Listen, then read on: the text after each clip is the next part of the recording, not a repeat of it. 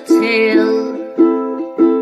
Well, there's a place I've come to know well, led by a man named Sty. He's full of stories, he is quite a guy. Sit around the campfire and hear him tell his tale. Some may be able to relate to him quite well. We're all just people looking for a place to go. Well, Sty has made one, and it is quite a show. Come meet Sty, he's quite the guy. If you're feeling lonely, come and make a friend.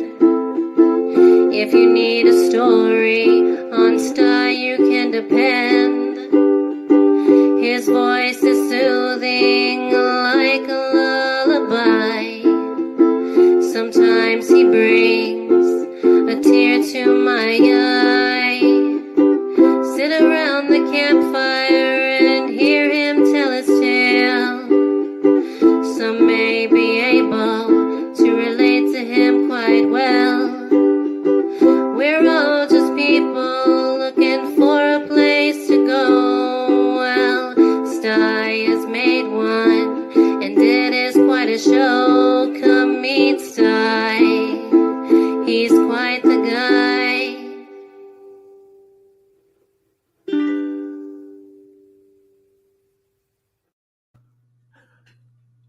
Hi guys! Hey!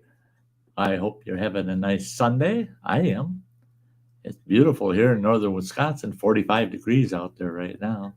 Yeah, everything's kind of melting out there. There's a lot of snow out there. I don't know how fast it's really going to melt, but it's melting. 45 degrees, heat wave. Yeah. Well, I'm going to shout out the folks out there in the chat that come in early. And Kathy Gahan, she's typically the first one there, and always saying, I'll be back. She's got her grandbaby on her way over. And there's Lori. Hi, Lori. Yeah, Sheba. Hey, Lori, it's great to see you, girl. And there's Kimberly Ferris. Oh, and thank you for the happy birthday. And with that, I'll say, everybody out there, all the birthday wishes yesterday, it was fantastic. My phone was, blowing up. I mean, it's hard. If I missed a thumbs up or a heart to you for the birthday wishes, here, you get it now. Because there were so many. You guys all made my day yesterday. That was great. There's Kayla Ferris. Awesome. Oh, it's so good to see you, Kayla. Oh, boy. Who else we got? Oh, this guy's in the basement. Running water. We got running water. It's so warm out, we got running water. Yeah, not where he's at, but here it is. And there's Marine Mom. Hey, awesome. Good to see you, girl. Good to see you, Marine Mom. Who else we got here? There's Justin Anderson. Justin. He's the man. Oh, Justin. Thank you for the happy birthday, but I'll tell you what. That sausage I got, oh my Lord, that's the best birthday present I've had in ages. That was awesome. Well, I shouldn't say was. I'm on the second stick now. That's a lot of sausage. Oh my God, I love it. But it's going to hold me over till spring, I think. And then I'm going to be down that neck of the woods late spring, and I'm going to stop at Mac and Tune Sausage in St. Bonifacius, Minnesota, and I'm going to stock up. Love the stuff. Okay. Hey, Skylar, sweetheart. There you are. Oh, look at that. Her emoji there I'm looking. That's a neat picture, girl. I haven't seen that picture till now. That's neat. I like that. She says, hi, Grandpa. Yeah, She's a sweetie. She's a sweetie. She was one of my saviors through all of this cancer business I have to deal with. Um, she was there for me several times of need. She's a sweet gal. And she's the mama of my newest great grandson, Atlas. Wonderful little fella. Yeah. Yep. So there we go. We got everybody. Yeah, Marine Mom. She said happy birthday too. Thanks, Marine Mom. But she says, yes, I have super internet now. Yay. Yeah, no shit. You get good internet. Yeah, there ain't a problem in the world, right?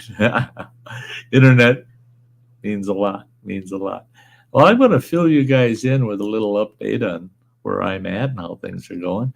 But we're going to chat with this fella in the basement for a little while, and then I'll bring you all up to date. But in the meantime, while we're pulling him up out of the basement, where he's been lately, I almost think I need a tow truck to get him up here. But here's your chance. Share it out. Share it out. Get all your friends to come on over. Let's hang out and chat for a bit. It's a great Sunday. It's a great Sunday. So, yeah, it's a good time to hang out. Hang out. Yeah. Here he is. There's Running Water. Hey, how's it going? I'm here. I'm here, so it must be going pretty good. Must be going pretty good. I'm feeling good. I'm feeling good. The I didn't think I would. I didn't think I was going to feel good today. But yeah, I'm feeling excellent actually. I'm feeling very good. All things considering, I'm kind of short on complaints. So give me something to complain about. Yeah, what's a day without something to complain about, right? Now you've had your share of things to complain about, Running Water. Oh, The it's been a wild week. Yeah. the that he sent me some pictures that are I'm trying to decide which one I want to show you. I think I'll show you this one. I'm gonna do a share screen here and show them the kind of garbage that that if I can find it here. There we go. Take a look at this, guys. You see that? How does this work? There. That is nasty. Look at that mud. That looks like pig pucky to me. I mean, I've seen pig barns with less pig pucky in them than that right there. And he had to drive around in that crap, had to handle his load out there pulling chains and straps off that load in that garbage. And, it gets on everything, gets on all your tie downs, everything. And talk about a damn mess. Nasty, nasty, mucky, icky crap. I mean, Well, the whole not. reason I took that picture is because, I called dispatch and told them, hey, they're taking their time unloading me. I'm going to be here a little longer than expected. And they're like, okay, well, thanks for letting us know. At least you're able to relax. But it looks like the weather's nice and warm down there, so you can take the dog out for a walk. I'm like, he's not I, getting out of the truck in this. no kidding. They'd be right up to his butt. Yeah, yeah. I mean, He'd be, no. he's too short. He'd be dragging his belly in that mud. And you'd have to put him back in the truck. Yeah. Because, they don't have doggy showers handy right there in the middle of that lot. No. Oh my gosh. No, that dog ain't going out there. Yeah. Yeah. Speaking I'll of which, carry him out there and let him pee in midair. You ain't touching that ground, doggy. well, this truck stop, just inside the trucker's entrance, they have a doggo mat. Oh, they You can do. feed money in or use the credit card, and it's got the soap and conditioner and Yep. nice basin, like like you'd find at a groomer to Right. wash beans. Had someone take and mention that, oh, hey, that truck stop has that, on Bean's page. Oh And yeah. Bean's like, oh no. He's like, last time Papa took me into there, I locked him out of the truck for 3 hours. Had to get a locksmith. He's like, Ah. Papa messed around and found out I don't like baths. Yeah. Yeah. Yeah. This is an easy fix. Go ahead, get out of this truck and watch me lock the doors on you. Yeah. The It was hilarious. You talk about locked doors on the truck.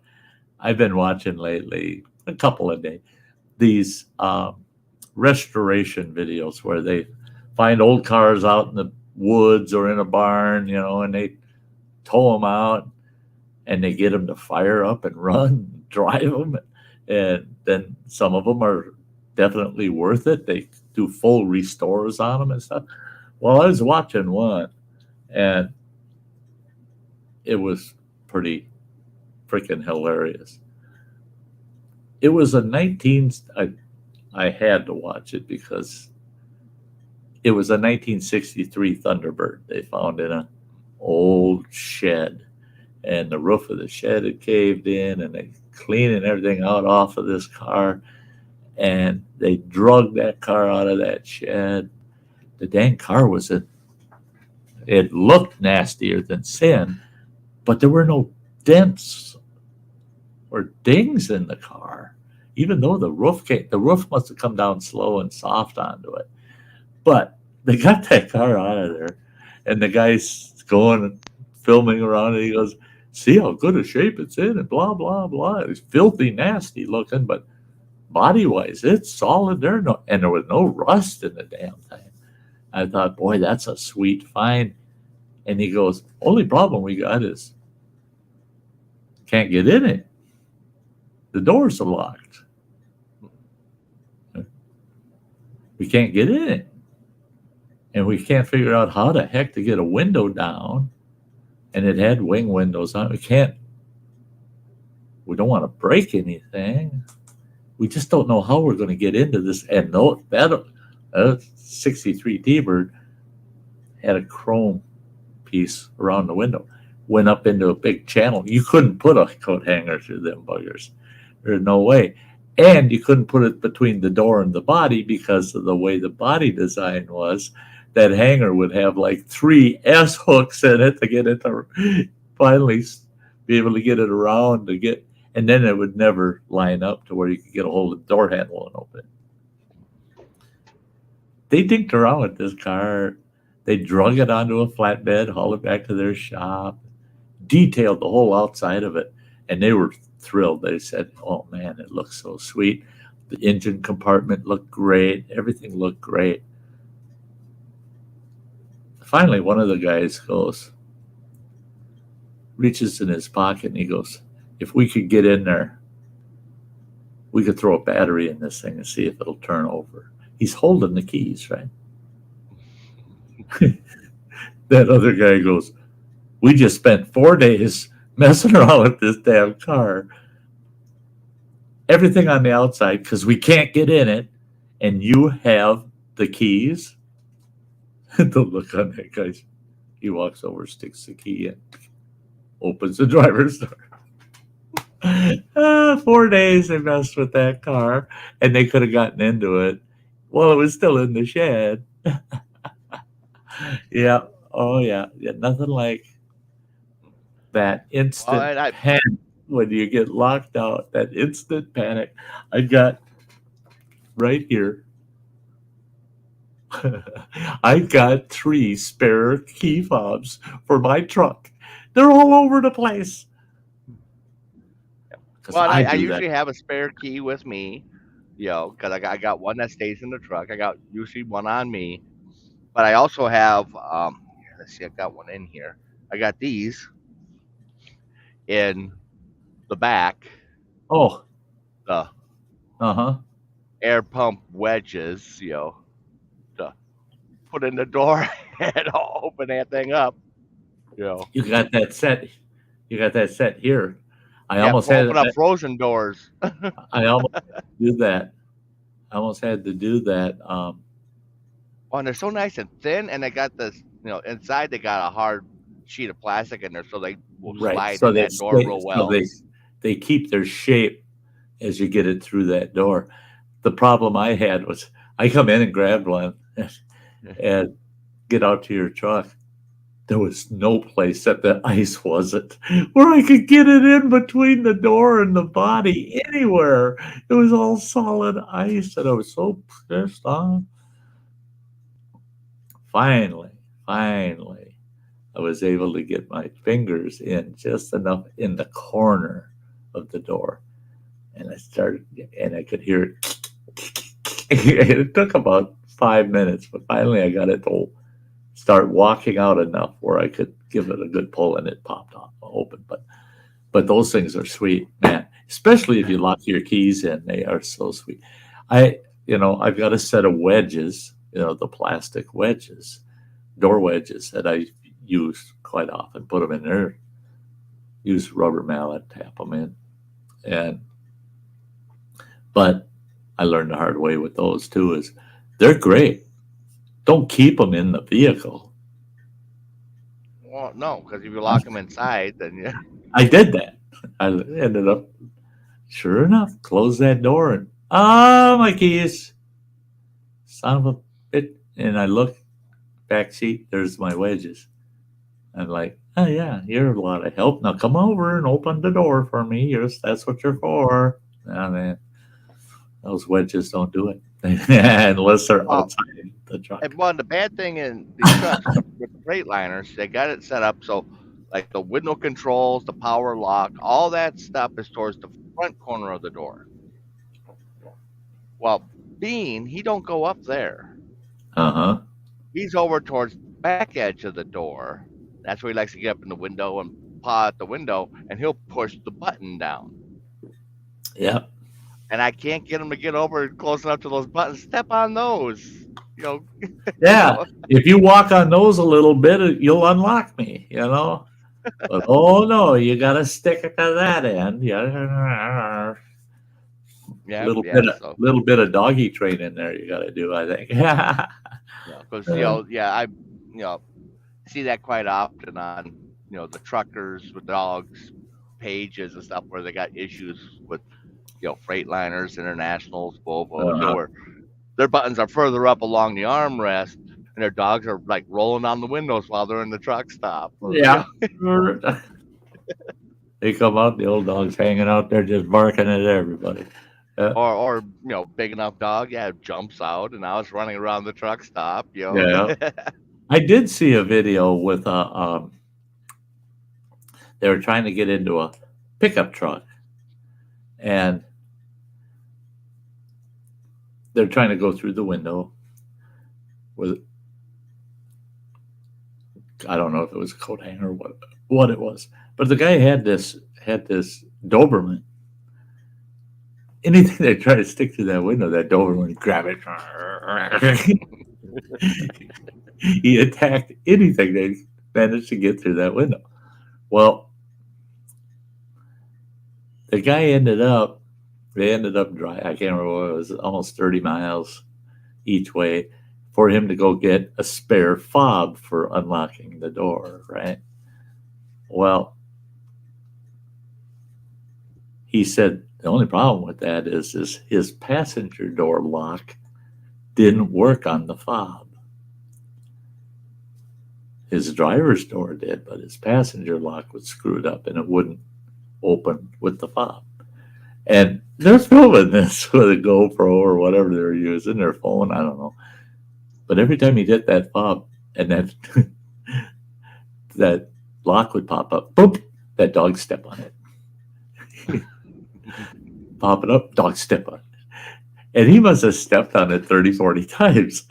Nope, he wasn't going to let that pop it down. And it was hilarious. It was hilarious.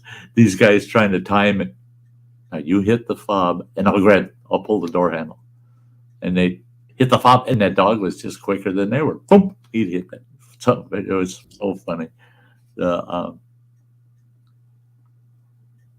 Hey, there we go. There's a Southerner for you. former Freightliner Firefighter. firefighter. I was thinking Freightliner because of you. Former firefighter, Orlando, Florida. What's up, buddy? Other Sunday in the South. Um, yeah, Running Water showed me the weather map for where he was. They told him we're going to send you where it's nice and warm down in Alabama. And he showed me the weather map. He's totally surrounded by rain. Yeah, he said there. He was totally surrounded when they told him we're going to send you where it's nice and warm and dry. And you look at the rest of the country, not a cloud in the sky. It's all where he's at. Yep. I loved it. I loved it. But isn't that the way life goes, you know? Yeah. I got an exciting day tomorrow. Well, first I should tell them what the hell I did yesterday. I'm surprised I could do anything yesterday. I'm going to give you guys a quick update. I started my new cancer treatment this last week. Monday, I went in, 3 hours of chemotherapy, 5 bags of crap they pumped into me. And after that was done, then they hooked me up to a pump. Oh, I got to do this first. And you just lost your seat, Running Water. There she is. There's my sweetie. Hey, happy Hey. How you doing? I'm doing good today. I'm feeling like $1 million today. So yeah, knock on See you wood. guys. Yeah, it's so I'm good liking to see the caps. Those are cool. the what? The matching rags. Those are neat. Oh, On your head. Oh, yeah. He's wearing an actual skull cap. And I got mine's the do rag. You know, got the tails. But yeah, at our house, those skull caps that he's usually wearing, they're everywhere. You can't go to any room without running into skull caps. They're I everywhere. usually order like 2 packs of them every time I come home. Yeah. I mean, he's as bad as I am. Well, I'm not anymore, but the way I used to be with socks. I never wore socks more than once. I go to Walmart. Well, shit, I had a good income. You know, I could afford socks. In fact, my socks were cheaper than smoking. So, but I go to Walmart, get a 10-pack of socks, and that's a week's worth of socks. I wear them once, wash them, and then end up with a 30-gallon bag full of white socks, crew socks, and I give them to my grandson. He was thrilled as hell. His mom kept telling him, I ain't buying you no more socks. You wear them out so damn fast, you rotten kid. He goes, now that Grandpa gives me his socks, you don't have to buy me socks anymore. I always got socks. But there were times I'd do a laundry load that, I mean, it'd be 15 to 17 pounds of laundry, all of it socks. All socks. Because I had a fresh pair every day sometimes, depending on what I was doing. 2 pairs a day.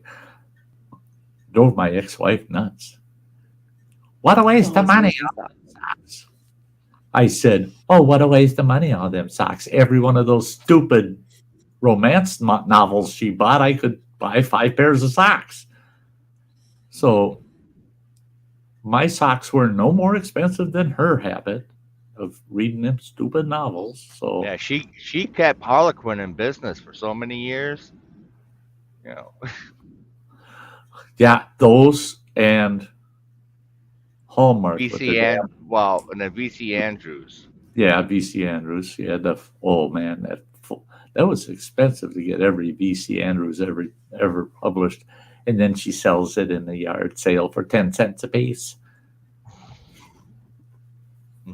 But same with the puzzles. She was a puzzle freak. Go to Walmart. Oh, that puzzle wasn't here before. In the cart. That one I didn't see, but in the cart. In every one. And every time she went to Walmart, she looked for puzzles she didn't own and grabbed them. And keep her the hell out of Hallmark. Oh my God. She go in the Hallmark, it would cost me $150. I mean, their puzzles are running anywhere from $30 to $80 a piece. And oh yeah, I haven't got this one. Well, you shouldn't have that one either. What the hell? You don't need them all. Yeah, she did, and bitched about my socks.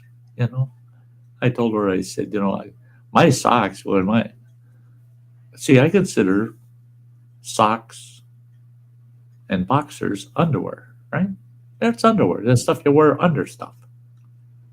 And my mom said, make sure you got clean underwear on in case you have an accident. So I had to have fresh socks every day, just in case I got in an accident. I'm always losing socks. I never have a full pair. And the only pair I literally have is the ones my mom bought me for Christmas. I'm fucking wearing them right now. Let's go, Brandon. I love it. I love it, girl. I love it. She fucking sent me those things. So it's literally my only pair of socks right now. That's matching pair. I need to get some more. See, that's the thing is the here we go. We're talking about socks, and the first thing that comes to my mind is a pair of socks. Okay, you got a pair of socks, a pair of gloves, a pair of pants. Now, how the hell? Every time I go in, I go up to the checkout with 2 pairs of pants, and they charge me for 2. And I go, no. It says it's a pair of pants for $20. They said, yeah, each. I said, no, if it's an each, it's not a pair. A pair is 2. Pair of underwear, I should get 2, right? And why isn't it a pair of shirts? Yeah. I'm wearing a shirt in a pair of pants. You 4-legged goofy son of a bitch. I mean, what the heck? No. There's some things in society that are just ass backwards. I mean, yeah. Well, I think it all roots back to the pair of glasses. So, Pair of glasses too. Yeah. Well, think about it, 2 lenses, and then 2 oh yeah, lenses. because you had the monocles. And your Now you got a pair. Yeah. So, but I suppose they're looking at that with pants too, except 2 legs. 2 legs. So you got a pair of pants. So my left leg, if you're wearing pants that only have 1 leg in them, you can say, well, my left leg's got a pant on it. I'm pantless on the other leg. Okay. Why didn't you buy a pair of pants, you moron? Okay. Yeah. Boy, we're going down. we're digging deep now. I mean, I embarrassed my ex and got us kicked out of a pet store when I asked them where they keep all the Keats. The Keats? Yeah. Yeah, like, I only want one. Keats, the little birds. And they're like, oh, parakeets? I'm like, no, I just want one. Mm-hmm. Just I don't one. need a pair, I just want one. I'm just looking for Like, one. you need to leave, Oh, sir. shit. You Yeah. leave it. Yeah. Yeah. That's funny, Yeah. though. I never heard that one. Hey, former firefighter. You don't need to be bragging about going commando. Hey. I tell you what. I shouldn't even say none. But Sty's stupid. I'm an open book. Just ask me a question. I'll give you an answer. What the hell? But I'll tell you what. A true outdoorsman, you ain't wearing no underwear unless it's middle of winter. Then you're wearing long johns. Because you want to go commando when you're out there hiking all over in the backcountry, man. There ain't nothing worse than hiking along and you just had the wrong creek water that morning, and now you gotta let her go. You don't want no double layers going on, man. It's drop and go. You don't none of this. No. And same with give me a second. I gotta take a quick whiz over here. You ain't got no time for digging. Sometimes you shit. I've had it happen. Step to the side, you're gonna just water the roses a little bit, and then here comes a bear walking down the damn trail. And you're in the middle of trying to dig for the tool. Well, no, you don't want that. If you're going commando, you get rid of a lot of issues in the outdoors. I'm telling you. Yeah, yeah. Um, Firefighter says I got hundreds of socks.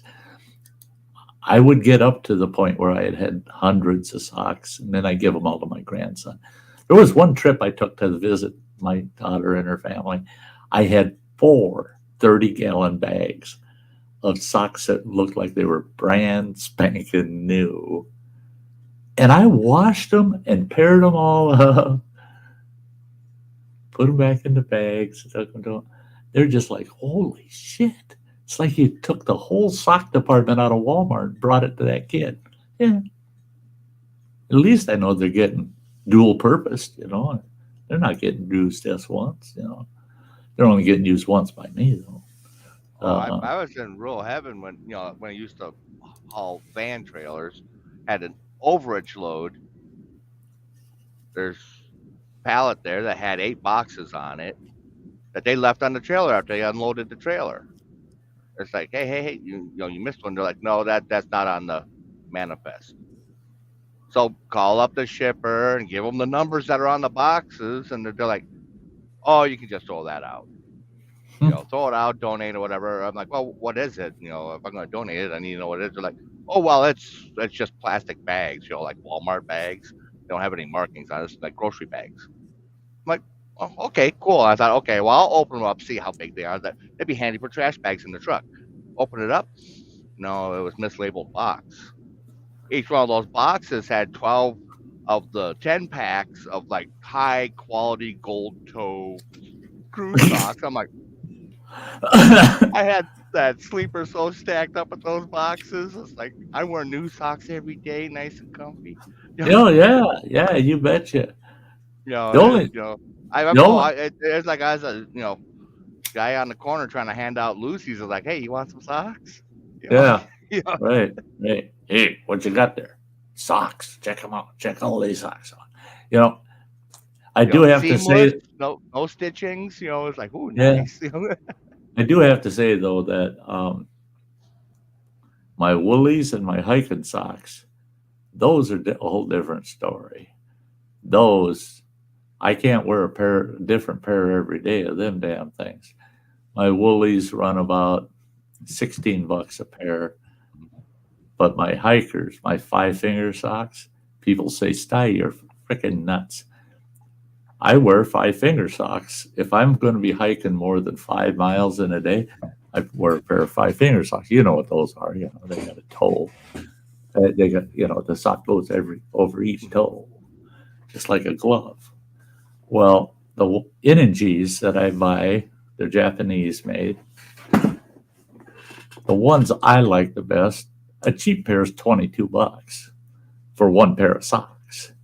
So you ain't going to put a fresh pair on every day and just pitch the old pair. So, and I love my Energy hiking socks. I never get blisters, ever. I haven't had a blister hiking since I was a teenager.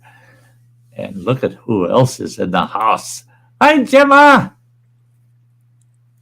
Hey.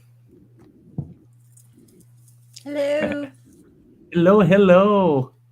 Hello. Kathy Babe said, Kathy Gahan said shirts have 2 sleeves. So yes, I agree. There should be a pair of shirts. Yep, pair of shirts. Because if you got 2 legs and it's a pair of pants, got 2 sleeves, why isn't it a pair of shirts? Right. But then I don't know. It's weird. Put a shirt on. What? Yeah. It doesn't make no sense. And I agree. And why is it a shirt? Put a shirt on. You come walking out in your underwear, or like Bradley out there, come walking out commando. And someone, what do they say? Put your pants on. Mhm. Okay, why is it plural for pants, but singular for shirt? That ain't right. I know. That ain't right. I've never And think Hey, to think about. You Kimberly. never Hey, hear Marie, somebody Mom. say pant, like how. right, Well, unless pant. you mean like dog, like Right, trying to pant. flip Oh balls, yeah, yes. Some of the pants that certain Like girls we wear we can we we make we me call, we call pants. pants underwear. Like in the UK, like the word Yeah. pants to us is underwear. She got it right away. That But- was good, smooth. Yeah. So, So, but now you got pants, and then you got panties, which are just really really tiny pants. So what a legless bra pants. Yeah. yeah. Huh? I never thought about that. Panties. And if anything's going to be a pair of something when it Fucking comes to jeez. underwear, it would be a bra. Yeah, that's closest to a pair. That Get a pair of bra. a pair of bra.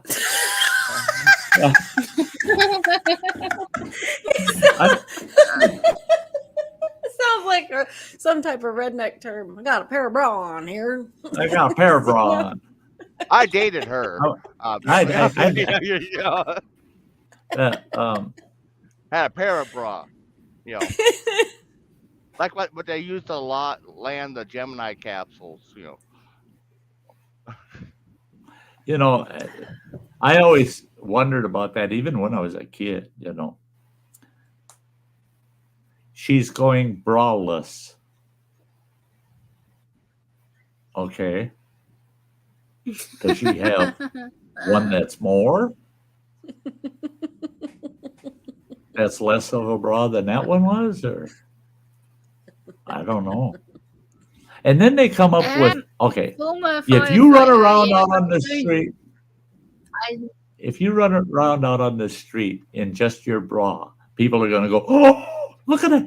She's just wearing a bra, just a bra." Put a sports bra on, and you can go to church. Well, now what the hell's wrong with that shit? I mean, is it a bra or is it not? They're And coming you can out go with swimming in a outfits bikini, now. but you can't Yeah, go like swimming that. in a bra and panties. Right? Oh no, you can't see me. Back when I was a teenager. Oh, we liked a skinny dip, boy, when I was a young man. And you wouldn't believe how many girls would look the other way until I'm in the water. Why? You're not going to see my bra and panties. I saw in a fucking bikini this afternoon. It covers the same as a bathing suit. But and the worst part is most of the bras and panties covered more than the bikini did. Especially back then, you had the whole lunch lady bra deal going on, and Oh no, it wasn't that far back, you moron. There wasn't a lot of bras around when I was a young man. That was the age of bralessness.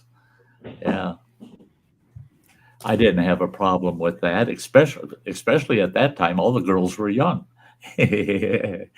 It's when they turn. It's those same girls that I run into today, and I go, "Oh, you're so still the ones that doing can tuck, don't need a bra, they just tuck it into the top of their panties. It's like you're still doing the braless thing, huh? Not good. Those suckers are hanging so low, you might as well put a pair of socks on them. Yourself. It's And then you can wear two pairs of pants. Tube socks. Yeah. Tube socks. What's that, I Gemma? would not dream of going out without a sports bra on at the very least. Like you wouldn't do it. No. That's the thing here. If you walk down Main Street in the summer and it's sports bra, sports bra, sports bra, sports bra, sports bra, sports bra, thong bikini, thong bikini, thong bikini, and it's like, okay, but if one of them's walking down the street and the wind catches her skirt and it blows up, she goes, "Oh my God, you dirty old man looking at my panties." Wait a minute. Yesterday you were walking through here wearing a thong bikini and the top was about the size of a couple of postage stamps. Yep. and you're whining because your big old panty butt was hanging out. Shut up. And I always tell people that go. I had a case with a guy and a young gal, and she was, "You dirty old man, what are you staring at?" I said, "I'm staring at all the shit you got hanging out." "See, you're a dirty old man." I said, "No, I'm not. You're a dirty young lady. You're out here showing that stuff off. Oh, you expect me not to see it? Oh my God. It's like seeing an elephant. There's a limit of self-respect. Like, You know, if you're you full of expect to pride, dress like you sensible. are. Don't. Yeah.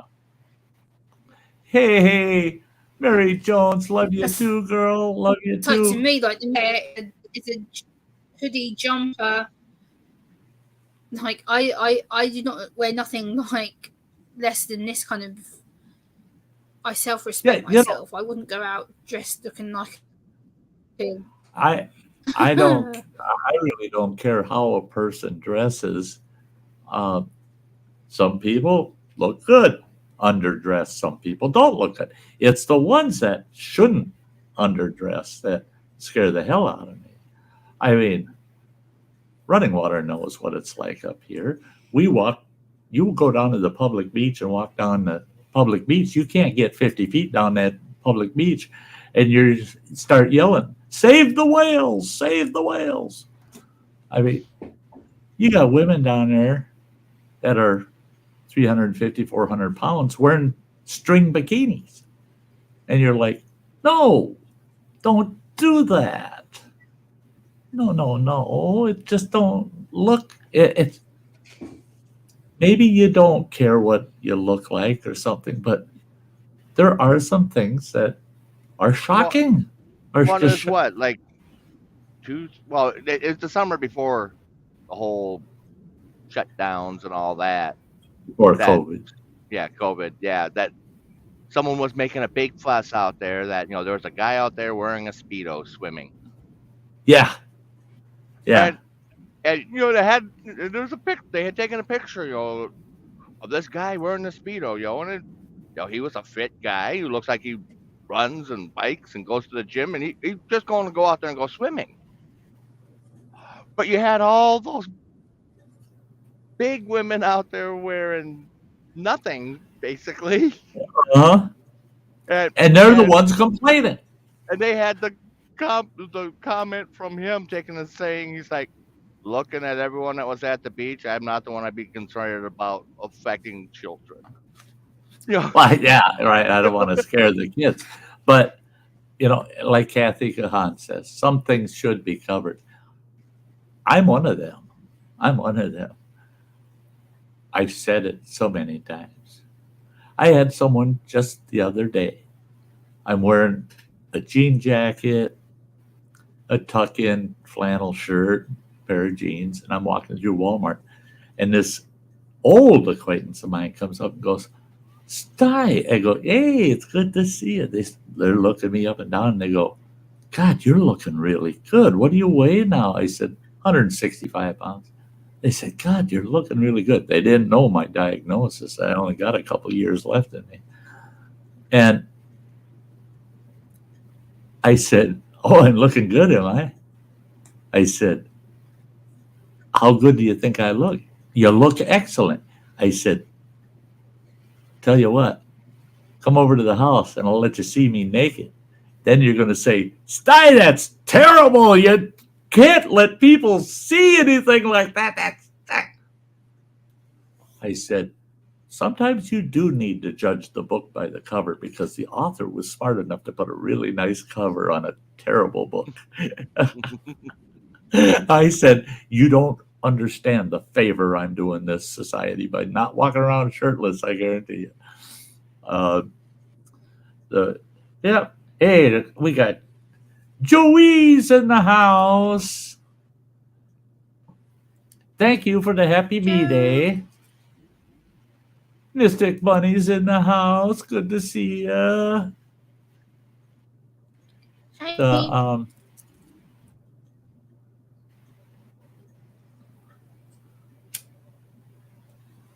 Yeah. They- Bradley had said, just go to the nude beaches, issue solved. Now, here's one for you. It was back in the 70s. Down in Florida for a month. Buddy of mine down there. Yeah, hell of a speedboat. Oh my God, that boat was fast. And he says, let's go out on the Gulf. We were at Fort Myers, Florida, and they lived right on they had a big dock system outside their place. His old man owned a big, I think it was a 40-foot. Yeah, it was a 40-foot trawler. It'd go out there fishing all the time. And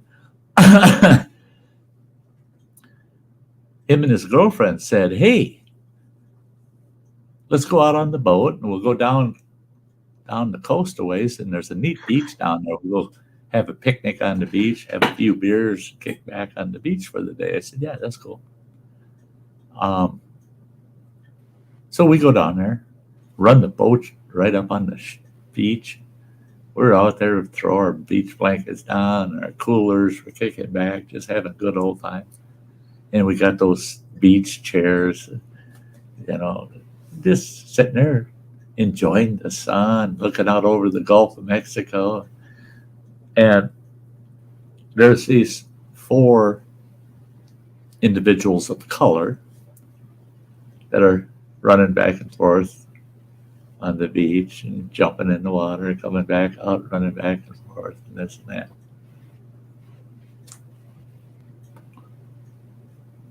And my buddy, Alan, he goes, I'm surprised you're not shocked. I said, at what? He says, it's them people running naked as jaybirds in front of you for the last half hour. I said, who's running naked? I'm looking around. Those 4 right there. And here they come running past again. He's right. Well, they're people of color and their skin tone was consistent. In my mind, I just assumed they were wearing dark colored swimming suits. No. Naked as jaybirds, enjoying the hell out of the beach. And I didn't have a clue. I didn't know they were. Now, if I would have been out there running naked as a jaybird, I'd look like a damn lobster that's wearing white underwear, That's the way it would have looked, yeah. One thing I learned as a young man, you don't take your girlfriend to the beach when she's wearing hot pants. That's back in the day, She's wearing hot pants and a black halter top. And you go to the beach and you hang out at the beach and you're laying out on the beach for hours. And that evening, you're going to go catch a meal and a movie or something. And all of a sudden she's going, you really need to take me home. Why? Well, the way she said it, I laughed my ass off. She goes, I shouldn't have wore a black halter top. I said, why is that? She goes, I've got burnt sun boobs. I go, you got burnt what? She goes, I got burnt sunburnt boobs. Because you'll sunburn through black. And it was hilarious. I had, it is a pretty personal. So she showed me. Oh my God. It was like a couple of tomatoes in a snowbank. Yeah, she burned them good. She burned herself damn good. I said, well, the nice thing about it is at least when they peel, nobody will see it, and guess what? She wasn't braless for a while. She was a braless gal, but she wasn't during that spell. Yeah, she had these cooling packs in her bra just to survive it. Yeah. For about 5 days, it was pretty miserable to be around her. Yeah. Ouch. So, no black swimming suits for this boy. No. Some things can be warmed up, but don't burn them. Yeah.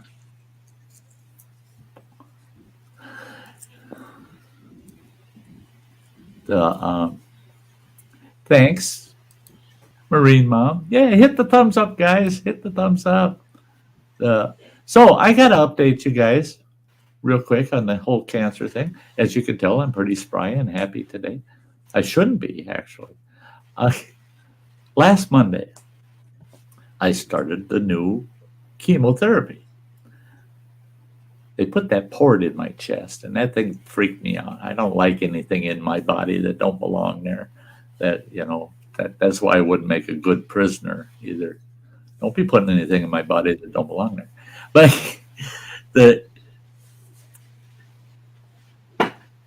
so I go in there, and they said, this is going to be a long visit. I was there from 9 o'clock in the morning until a little after 3 that afternoon. Over 3 hours of getting this chemotherapy. 5 bags of stuff they're pumping into me, right? Over 3 hours of that.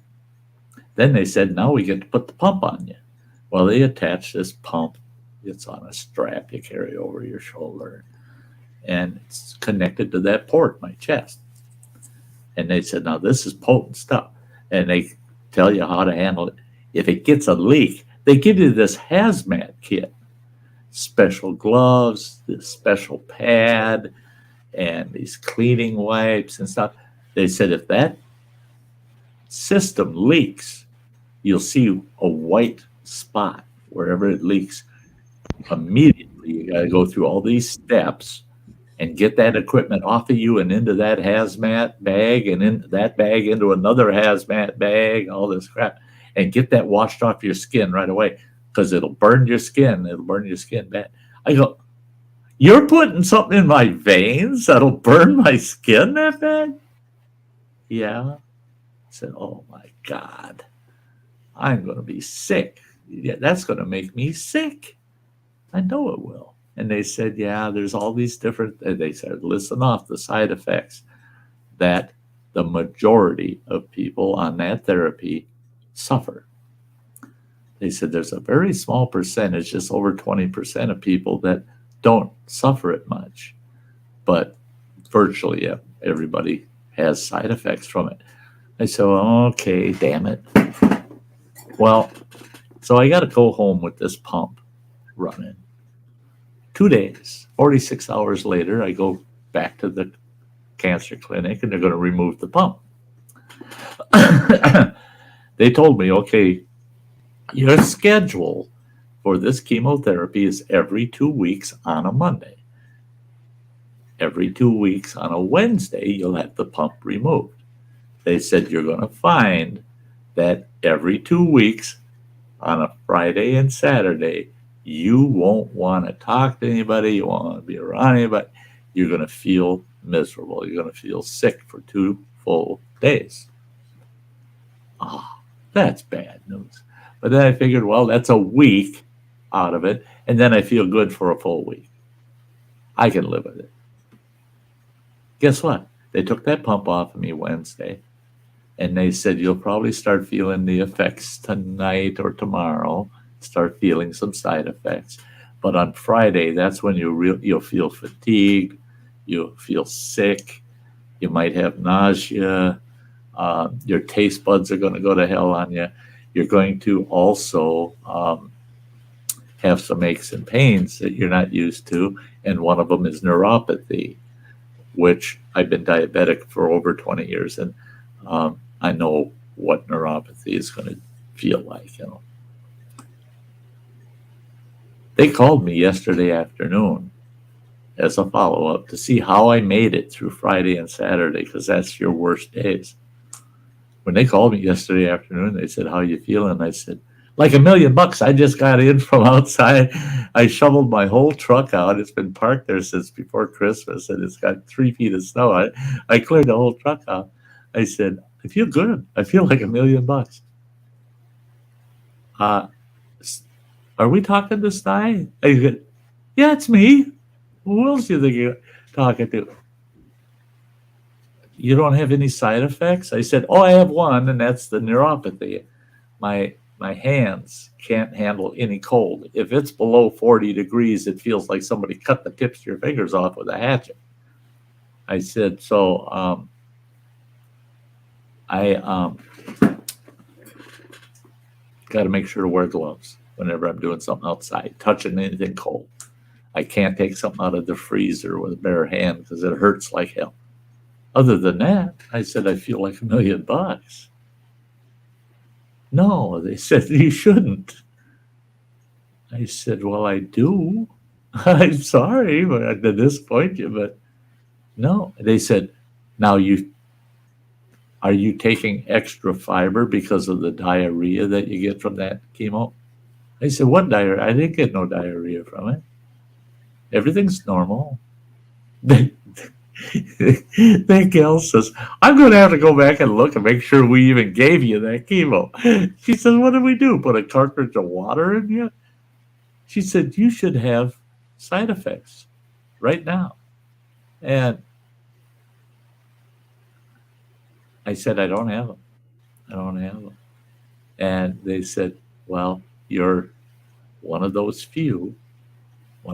very few that don't suffer some of those side effects. They said over the next couple of weeks, you might feel some of those coming on. But Yeah. they said right now, it's a good sign that even when your worst case will be a lot of people's best cases.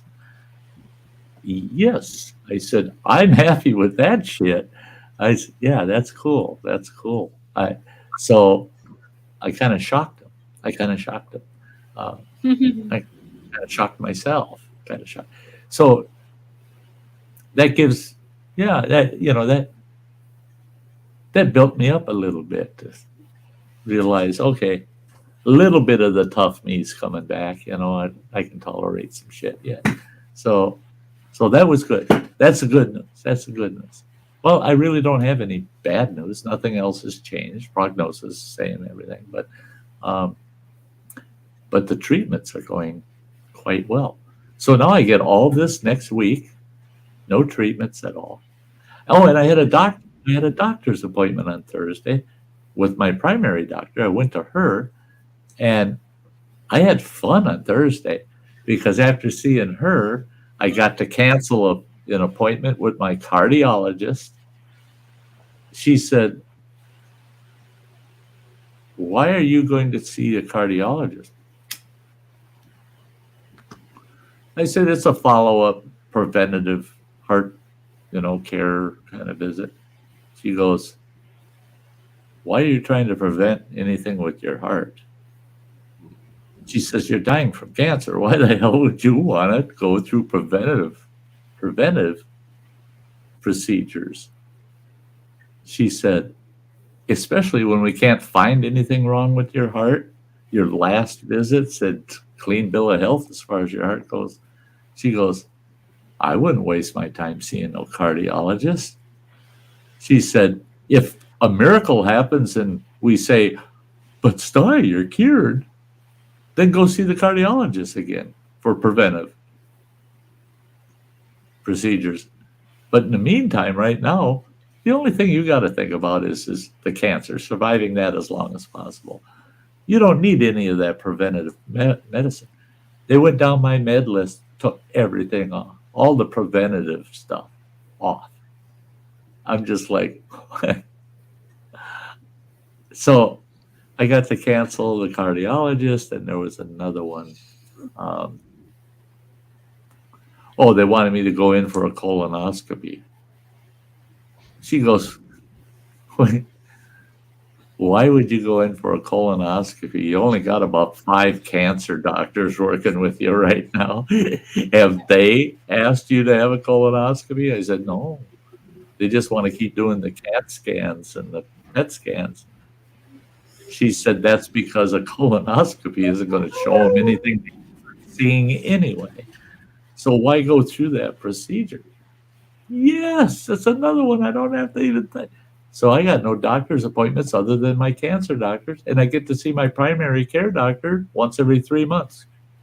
She says, that'll be just so we can hang out and visit.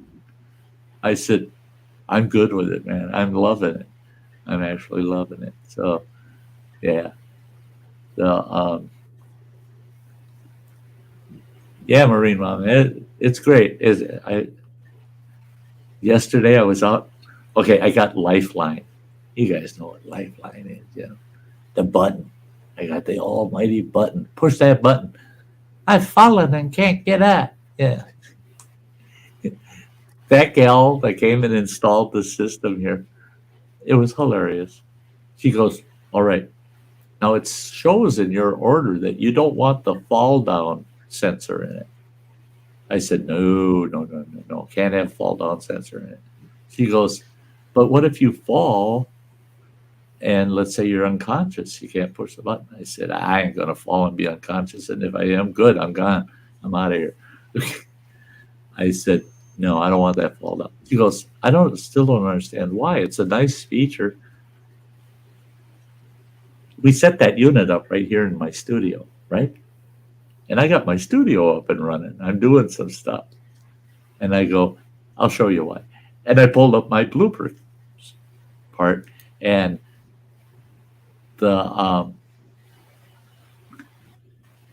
this is the best part. She burst out freaking laughing. I said, this is exactly why I can't have a fall down sensor in my Lifeline. Oh, fucking son of a bitch. I said, that happens almost every day. You sons of bitches be sending an ambulance here 5 times a week. No, I can't have a fall down sensor. Are you bloody mad? She laughed. She laughed her ass off. And so yesterday, I was supposed to be sick all day yesterday, right? I felt like $1 million when I got up. I had a nice breakfast. I having my coffee, catching up on the news. And then I go, damn, my truck hasn't been started or moved since before Christmas. And there's been 3 major snowstorms on top of it. Damn, snow was almost 3 feet deep from bumper to bumper on that truck. Gotta get that snow off of there because it's going to dent my hood, my roof. It's going to collapse my tonneau cover on my truck. I got to get that snow off there. So I got all geared up. I went out there, spent an hour getting snow off my truck. It's clean now. And it started right up. It's sitting there for a month and a half, over a month and a half. And it fired right up. But I found out one thing you don't do. If you got a black truck and it's sitting in the sun and it's over 40 degrees outside and it's got 3 feet of snow on it, don't stick a scoop shovel into that snow on the roof of the truck and pull it towards you. That whole block of snow. I bet you that thing weighed 400 pounds because it was just wet, heavy snow. Slid off the roof of the truck and hit me, pummeled my ass into the snow on the ground. And it's all wet, sloppy snow. All that was sticking out was my head, my arms from my elbows to my hands, and my 2 boots. That's all you could see. The rest of it was just the snow off the roof of that truck on top of me. And I'm like, I might have to push that button. Maybe I should have had that fall down alarm on it. Then I realized, no, the biggest problem is I don't have my GoPro with me. I should have had that on my hat when that happened. That would have been a good one. Seeing that, I could have done an avalanche video. I mean, my God, I missed out. I managed to crawl out of it. I got out of it, got my truck all shoveled off, cleaned off. And a little over an hour after getting the truck cleaned off, I was back in the house and chowing down, eating snacks, had a nice lunch. I felt good all damn day.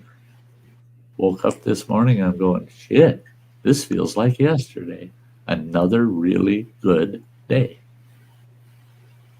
You betcha. So there's Sty's update for an old fart that's dying sometime in the future close by. You're doing pretty damn good. I tell you what, yeah. As good as I feel today, yeah, I wish I had been dying for about the last 35 years. if I feel this way, yeah, that's cool. That's cool. Hey, Mystic Bunny's heading out. She's going for a hike. That's awesome. Hey, That's hey, awesome. Heartside. And there, oh, Eileen. Hey, Earthside. It's good to see you, sweetie. Yeah. I've got some good news. What's that? As you guys know, I've been looking for volunteer work to keep myself more busy than what I'm really doing. So I searched for a second part-time voluntary job. Well, I've got one, and it's one of my special interests, which I'm delighted with because I've been trying this for months now. And my local theatre takes on volunteers to help people with disabilities get to their seats and talk to them, show them the theatre. So I've managed to score a volunteer in place, working with people with disabilities. So hopefully I'll be starting that beginning of March, hopefully. Well, that's neat. So I'll be working during the day, like I'll be working between 10 a.m. my time and about 2 o'clock in the afternoon. I'll be going there helping guide and disabled people to their seats and showing them where to put their wheelchairs and stuff like that. So well, that's neat. Yeah, I'll be starting that in March, so I'm quite excited about that. That's cool. I love it. And they've also given me permission to vlog there whilst I'm there. They said I can take my camera and I'm allowed to vlog inside the theatre to show you guys what the theatre and everything looks like. So I'll be doing some vlogs whilst I'm working. So. Hey, words and pictures. It's great to see you there. Hey, words and pictures. Oh yeah, I changed my name changed because I was on another stream earlier, and they said they want my name to be Earthling, so I changed my name. So that's why it's still on the StreamYard side of the things. Yeah. But yeah. Yeah. I'm quite excited about that. So I've been very happy. I got the email yesterday telling me that they've offered me a place. So I was like, yes. Yeah. Neat. I did talk with my Forest Service supervisor from 2 years ago. Yesterday I talked to him, and I don't know how often, but this summer I'm volunteering in a sense. What I'm going to be doing is going to all the campgrounds in the Schwamigan National Forest next summer. Yeah. Promoting and recruiting campground hosts for them. So nice. what I'll be doing is going and kind of getting to know what campers are there and talk to them and try to find locals or people that aren't too far from the forest there that are willing to come in and host for a while each summer. He said our recruitment is we wait until somebody says, how do you become a host? And I said, I didn't have a clue until Travis at Black Lake said to me, Sty, you need to host a campground. And I'm going, how the hell did you become a host? I don't know what that. And he told me what you do. And it's so easy to become a host of a campground. And now the Forest Service does so much to support their hosts that it's a pretty straightforward, easy thing to do. But you just got to be a good people person, someone that's good with people. And he asked me, he said, you think you could go out there and maybe drum up a few hosts for us? Maybe find people that'd be willing to host? I said, yeah, you give me a list of the perks I can give them. The free camping, the things that they'll be able to count on. And I'll go out there, I'll promote it, get these people. I said, I'm going to talk to Katie. She's the northern portion of of our district, that she oversees all of the trails within the 1-million-acre national forest here. And they always need people to help with trails, to work on trails. I said, yeah. I said, Katie, I'll I'll promote that too. I'll definitely promote people to go out and spend a day or two trimming Hey, trails, doing pickup and clean. Yeah. Hey there. Great to see you, dude. Classic. Yeah. formerly known as Recycle Dude. Hey, Recycle dude. And right behind Recycle dude, here pops in plain old Chuck. Chuck. Hey. Yeah, my birthday was pretty good. It was totally uneventful. Well, other than getting the snow off the roof of my truck, decide to land in my lap. I wished you happy birthday. I sent you a birthday message on your timeline wall. Yep, I saw it. Any that don't have a thumbs up or a heart attached to them from me, sorry guys. I mean, it would nuts. My phone was blowing up. Facebook, emails. It was just like holy smokes, and I don't celebrate birthdays anymore. I We were talking about this earlier today. I was talking with my youngest daughter about it. Birthdays are such a scam. They're such a scam. Come on, people. If you're totally honest with yourself, you'll agree with me after I tell you this. What happens in a person's life that really stands out? Well, first of all, you being born. What happens before you're born? They hold a big party. All these women get together, hold a big party, and they buy the new baby all these gifts. They call it what the hell do they call it? Baby shower. A baby shower. Baby shower, yeah.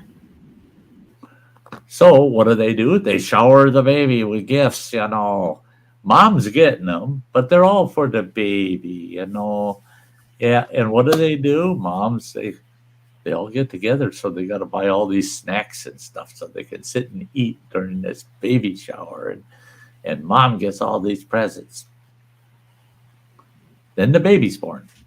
Now what happens? Well, you can't have but one baby shower, It only happens once a lifetime, a baby shower for you. Well, we got to celebrate that kid's birthday now. So the kid turns 1, and the kid don't know crap at 1, A lot of kids can't even talk decent at 1. Okay, so what do? Everybody shows up and buys the little baby some more presents, and they get a nice cake, and what do? They let that little monster with his disease-ridden, snot-covered fingers grab the cake and this. Yeah. Mm-hmm. Okay, that goes on for about 3 years. Now the kid's getting about 4 years old. That's the first birthday I can remember was when I was 4 years old. But each one of those birthdays, what happens? Oh, they shower you with presents, and all your friends and family show up. And happy birthday, here's a present. And you get cake. You get a great cake. And it happens on the same day every stinking year, right? Well, they do that to you all the way through childhood and right into your adult years, right into I turned 66, everybody showering me with happy birthday and yeah, Sty loves cake. That's a scam, man. They know it too. Somebody got wise back in the old days and said, you know what? If we can convince people to celebrate the day they were born, just think of the shit we can sell them. We can sell them all these toys for when they're kids. At once a year, man, it's like Christmas, but we're going to call it birthday. And they're going to buy all this shit for that kid. And the bakers in town are going to be happier than snot because you're going to go order a custom cake. Or they're going to go to the grocery store and buy all the fixings for that cake and all the snacks and everything for that birthday. It's a cash cow for the retailers and for the bakers in town. It's a cash cow. Valentine's is the same way. All right. So, as far as I'm concerned, the only time Valentine's needs to be celebrated is when you got yourself a hot honey, but you haven't got her locked in yet. So come Valentine's Day, you betcha you get her the big box of chocolates and you get her the dozen roses and you take her out to a nice dinner for Valentine's Day. The minute you lock her in, get a ring on her finger, fuck that shit. Why spend all that money every damn year to remind you of what you did to get her? I mean, once you got her, shouldn't you buy her roses once a month if you want? Buy her candy when you get the whim. Tell her how much you love her every day. You don't need a one. So if Valentine's was that damn important, I could tell my sweetheart, fuck you every day for 364 days a year. But on one, I have to say, I love you. And I'm going to spend a ton of money. I'm going to spend over $50 on flowers. I'm going to spend another $50 on candy. And I'm going to take you out for dinner. That's going to cost me almost $100. But I only have to do that once a year because it's Valentine's and I got to show you I love you. Oh, hell no. Hell no. Because they know that you're doing that throughout the whole year, trying to show your appreciation for your lady. And you're going to really go out big on one day. Who's the winner here? Not you. Not you. It's the retailers that are selling you all these cute little stuffed animals and shit. And the chocolate making companies selling you all the chocolates. And the florists, they're coming out. Cash cow. The restaurants. Oh my God. Try to get reservations on Valentine's Day at a good restaurant. It's tough. And every one of them are going, God, can't wait till Valentine's Day. It's a cash cow. Especially the Italian restaurants. Well, yeah. Because they're already making a great margin on their food as it is. They can mark it up. It's like, oh, it's a Valentine's special. Yeah, right. But it goes even beyond that. Mother and Father's Day, same way. Now, Valentine's, for some reason, the commercial side of it, they weren't happy with you buying roses and candy and taking your sweetheart out to dinner. They weren't happy with that shit. Now we got to have every kid in school getting a Valentine for every other kid in school. You think your kid loves all them kids, them other kids? Your kid couldn't give a flying shit about any of them, except maybe one or two sweet little girls that sit across the room from him. He's got the hots for. Let him get a Valentine for them, because that's in the works. The rest of them people, what the hell do they have to do with, oh, my heart goes out to him, I love him so much, I should buy him cards and candy. Well, now the card companies are making money hand over fist. The candy companies are making more now, because now you got to buy candy for everybody.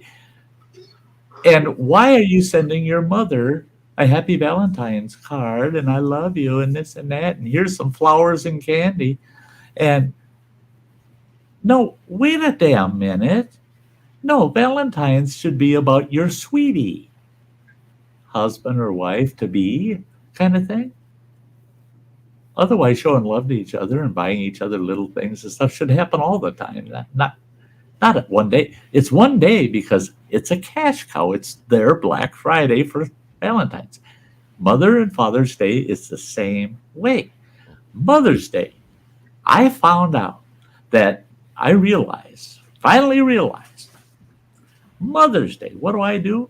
I get my mother a nice card, maybe send her flowers, maybe candy. And if I'm close to her, I'll take her out for dinner. But I also have to do that for my wife. Now, why in the heck am I buying my wife anything for Mother's Day? She ain't my mom. She's got Valentine's Day. She don't get Mother's Day too. Oh, yes, she does. And you get a double whammy, because if you have children, guess what? Out of your pocket, you got to pony up so that your kids can give mom Mother's Day cards and candy and flowers. So they're getting you 3 times. Your mom, your wife, and you're carrying the bill for all your kids doing that. It's a scam. It's all about money. It's all about money. Father's Day, that's a scam too. I had a couple of really good Father's Days. I had one where I got this big steel fire pit. My kids got together and ponied up. They all shared, and they bought me this big fire pit for my backyard. Awesome. I love it.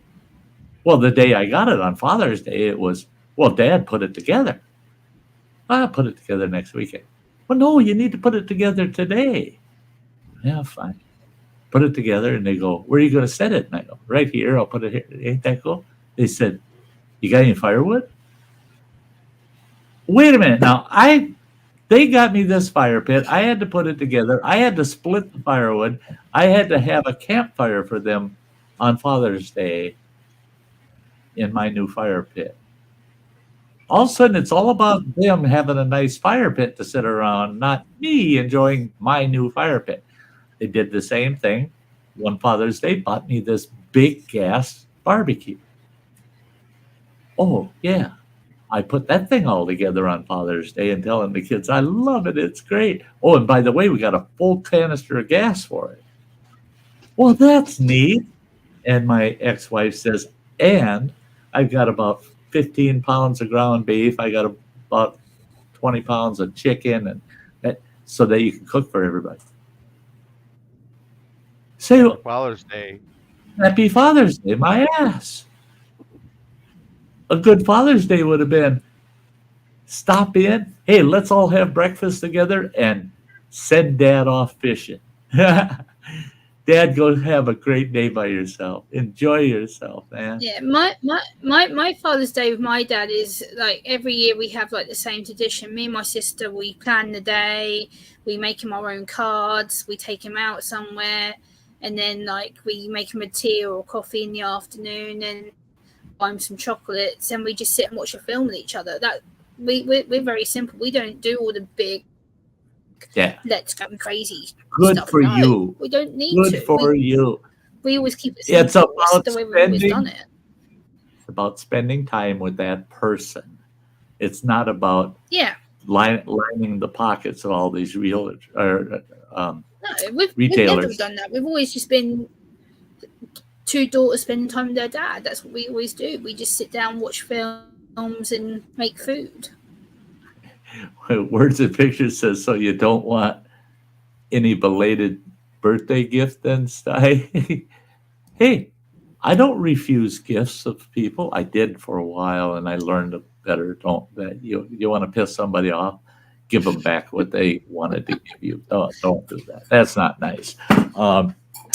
But so I don't turn gifts away, but it doesn't have to be on that day. It can be before, it can be after. Running Water, he's gifted me so damn much. You don't have to gift me at any fucking holiday. You know, every day. That mouse is for your birthday. Is it? Yeah, Hey, that's your birthday. Happy birthday! Yeah. He got me this awesome gaming mouse. My mouse last week's stream. You wouldn't believe the trouble I was having with that mouse. Yeah, I was remember. It was a pain in the neck last week's stream, but he got me this awesome gaming mouse. I like the lights on it, and it's got a charging base that's lit up like that. You can change the lights on it. So it's lit up, and I just take the mouse and I set it on that charging base. It sits there at an angle. Grab it. It's always fully charged, and it's cordless. So it is sweet, and it's a regular gaming mouse. So it's got all the features, and it's sweet. The other one, man, I pulled the plug on that sucker, and it's in storage. I mean, yeah, it should be in the trash, but it's in storage. But this is sweet. It's like you said about Valentine's. It's like you said about Valentine's Day earlier as well. Like my dad is kind of quirky. My dad, every year since me and my sister have been little, every year he's got us a bunch of roses and a box of chocolates each. And every year, still to this day, he'll come round to my apartment, bang on the door, disappear. He'll go and hide in the car, or he'll hide in the little alleyway near my apartment. And he goes, "Look at your door," and then I look down and there's a bunch of roses in like a bucket and a box of chocolates. He's done that every year since me and my sister have been little. He still does it now. That's sweet. Yeah, at least he's making it fun. You know, Yeah. that's he it. does that. But you know, I'm not bashing the intention of Valentine's Day or Mother's No. Day or Father's Day. What I'm bashing is how the retailers take advantage of us. And with birthdays, that's my real pet peeve is they teach us literally from birth on that one day a year we get free shit and a cake. I mean, you can count on it. Every year of my life, I'm going to get some free shit and a cake. You can't beat that. Yeah, yeah. The Yeah. chocolate cake, that is great. Yeah, I mean, he lets us eat chocolate cake. The The one that always got me was Easter, the commercialization. I'm trying to figure out what bunnies and chocolate eggs have to do with, rising on the third day. But well, no, that's the pagan side of things. The fertility. Yeah. That's where that comes from. Is the Right. fertility. but that's Now- what they commercialized was, The fertility. yeah. Yeah, and they got us all out there giving each other a bunch of chocolate bunnies and Easter eggs so that we can be a little more fertile for a month, you know. Yeah, but geez, the price of eggs, Easter's going to be expensive this year. Oh, no kidding. Oh, I didn't even know they existed. We got this little store running water down the road from us. You know, Sanborn Avenue, you go down to the White River Dam, and just before that's Highway 118. You turn on that, head to Mason, Wisconsin. It's only, I don't know, 5-6 miles south of where we live. You head down that road for a mile or two, and on the right, there's a store. There's a store there. And they sell bulk foods, specialty foods, all kinds of crap. And it's Mennonite owned. Mm. They sell eggs for $1.99 a dozen. They're out of eggs by 3 o'clock every afternoon. Wow, And that's they've got hundreds and hundreds of chickens, and their eggs are gone instantly at $1.99 a dozen. I talked to 2 people yesterday that drive all the way down there just for their eggs. I said, the gas to get down there and back to buy the eggs? They said, well, yeah, they're $6 a dozen at Walmart. They're $2 a dozen down there. So I go down there, buy 2 dozen. I save $8, and I use about $2 in gas. So I'm still getting them dirt cheap, even with the gas I got to use to go get them. No kidding. I bet you them people are sweating Easter, man. It's like we got to get ourselves Yeah, a few it's thousand imagine chickens. We need a few thousand more chickens. Yeah, my like grandmother used to sell chicken eggs and at her house, and people used to come knocking all hours of the day. Like they would literally turn up in carloads and be like, "Have you got any more eggs? Have you got any more eggs?" And she literally would have to have them all cased up, ready to go. It was crazy. Yeah.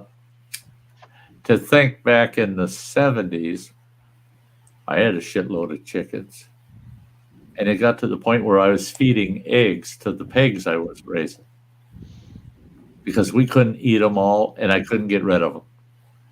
I had a few buyers. Otherwise, I'd have to give them away if I could. And I always had more eggs than I knew what to do with. And Yeah, now, if I had those chickens and I was producing the 2 to 3 dozen eggs I was getting every day back then, oh shit, I could just about live on it. I mean, yeah. Oh boy, things have changed.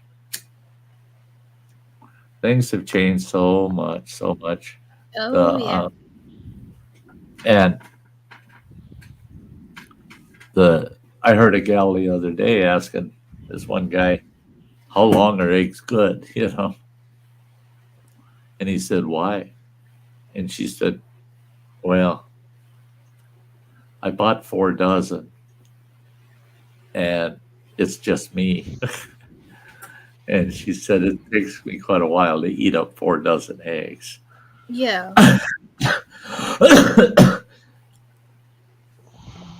I kind of got a kick out of his reply. He said, at $6 a dozen, guess what? They never go bad. Even if they are bad, no, they're not bad. $6 a dozen, eat them. I mean, you're paying 50 cents a piece for eggs. That's insane. That's insane. Eggs over here are really expensive. It's like if I want to get some eggs now, especially for a dozen, you're paying about £3 or £4 English money for a dozen eggs. It's really quite expensive. So it's about the same as ours, that exchange. Yeah. Words and pictures. Yeah, that's the old rule of thumb. That's what we go by. Yeah, if they float in water, then they're bad. Yeah. Hey, Kathy, you have a good day. Take care of yourself. Bye, Kathy. Later. Yeah, I found it's best to float them in room temperature water too, not cold water. Cold water makes them contract, reduces the gas buildup in the egg, and that's what it is. It's just if the egg is turning, going towards the bad stage, it'll float because it's building gas inside of the egg. Yeah. We had old gal that lived just a couple houses down from us there in Iowa. That she had her own chickens, and she didn't have electricity. She was one of those in town off the gridders. Right. Neat old gal, but yeah, you'd see her out there. She's out there going through her eggs and rubbing them down with the mineral oil to store them in the cellar, and just checking them out, but just rub them down with the mineral oil just to make them last longer, keep them so they don't dry out. And right. People don't realize either, an egg doesn't have to be refrigerated. It needs to be kept cool and dry in an odor-free atmosphere. And the reason they would rub them with mineral oil is what helps preserve them is the shells are porous and bacteria can get through the shell. So you put the mineral oil on, it slows down that reaction. An egg is best kept at about 50 degrees. Doesn't need to be down around 40 degrees in a refrigerator.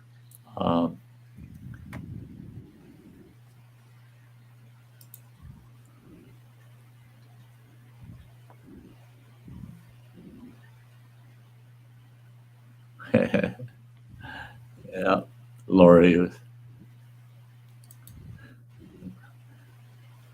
Yeah, selling. No, I popped Lori's comment up about selling rabbits. Yeah,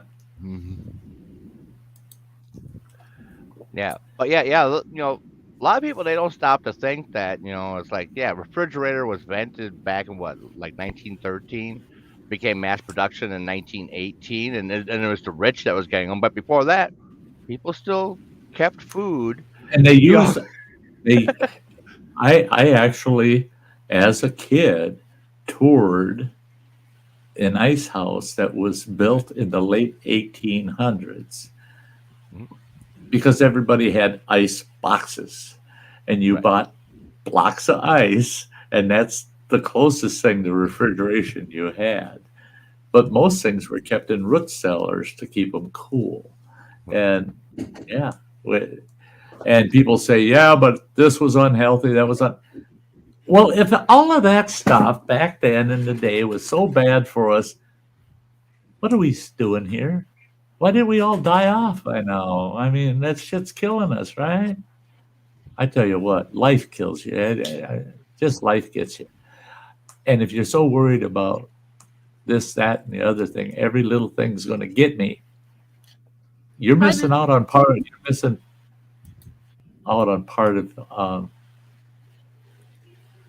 of life if you're so worried about what'll affect it that you don't take time to even live. I mean, I do know a few people that way where everything's going to kill you, and I tell them you're absolutely right. Everything does kill you. Um, Moderation gives you longevity. Mhm. You know, not the lack of eating or the too much of eating things. They don't give you longevity, but moderation does. Yeah. There's a balance, and we are all part of this damn world. This world, everybody. Oh, the good Lord will take care of you. Oh, He took care of you, all right. He let you be born Mhm. into a world that's going to eat you up, Yeah. Well, and so I had a you doctor. have to think, Yeah. you have to think for yourself and try to not be eaten up by the world too soon, right? I had a doctor that used to do work for him on his. But he had this big like hobby farm, but that guy couldn't swing a hammer to save his life. Great doctor, and but it's just like he's like, I get the hammer, I'll lose a hand. Yeah. Like, you know, He but wasn't a handyman; he was a no, doctor. but yeah, he said he's like, yeah, really, when it comes down to it, nothing is bad for you in moderation. He's like, even Right. cocaine is okay for you, but it's a tiny little bit that you should take, and It's that's it. that. And It's like what we used do to prescribe that, and then yeah, people took and realized that it's fun when you take more than you're prescribed. right. Laudanum, the history of laudanum is just amazing, and how you could just go. And the most common place to buy laudanum was at the barber shop Mm. or at the hardware store. They didn't have pharmacies to speak of, so there certain places would carry it. Your local general grocery store. Laudanum, yeah, we got that. Yeah, here you go. Take a bottle. Give some to your kid to make some sleep at night. Hmm. Yeah, but when he turned 20, he was running around freaking out around town, and they hung him. Yeah, I think it had something to do with all the laudanum we gave him. The and that's it. Is you can have a certain number of X-rays in a lifetime without them actually being detrimental to you. But back in the 50s, it was very common to have X-ray machines in shoe stores, and you stuck your feet in the box, and you see your feet inside the pair of shoes you were wearing. Until they found out, yeah, you got all these little kids in there going, "Hey, mommy, daddy, look at my feet! And, oh, that is so cool! Yeah, my turn, my turn." Everybody was getting their feet X-rayed 400 or 500 times a year just because it was fun. Then they find out, oh, all that radiation isn't really good for you. Oh shit, yeah, moderation. You buy a pair of shoes every 2 3 years. Quick X-ray, see if they fit good. Get the hell out of there. You're okay. But if you're going in there and standing in that thing for 10 15 minutes, having your feet X-rayed, that ain't good for you. No, no, Mm. no. Um, Oh yeah, that makes me think of the Radium Girls. yeah, Oh, Coke has a hell of a history. Oh yeah, yeah, oh. Yeah, words and pictures. Yeah, Yeah, when painting the gauges, and I'm like aware of that. lick the brush to get a finer tip on it, and right. putting on their nails and using it like makeup, Yeah, because they glows in the dark. Ain't that cool? I saw a video not terribly long ago, an old historic video. It's kind of like how it's made kind of video, but it was made back in the 30s. These people making thermometers with pure mercury, and they're showing these people eating their lunches while they're pouring mercury, and Ooh. they're setting the sandwich down on the table that they're working off, and then there's puddles of mercury laying all over the place. And I'm like, oh, holy shit. Well, but when I was in school, when I was a kid in school, our science teacher would go around to each desk and pour a little puddle of mercury on a piece of paper in front of each student. You got to play with it. Yeah, you got to play with it. And some of us kids would slap it, boom, and it shoot out all over the room. And those were the days, Hey, you know. Phil. Hey, Phil! Can't stick around. I'm thinking about you, Sty, my friend. Ninny. Oh, no tears for me, buddy. I'm having a wonderful day. Wonderful day. I got family and dear friends with me up here on the panel and hanging out in the chat. All is good in Sty country today. You betcha. You betcha. Keep your chins up, people. Love you, Phil. Yeah, it's good to see you. It's good to see you.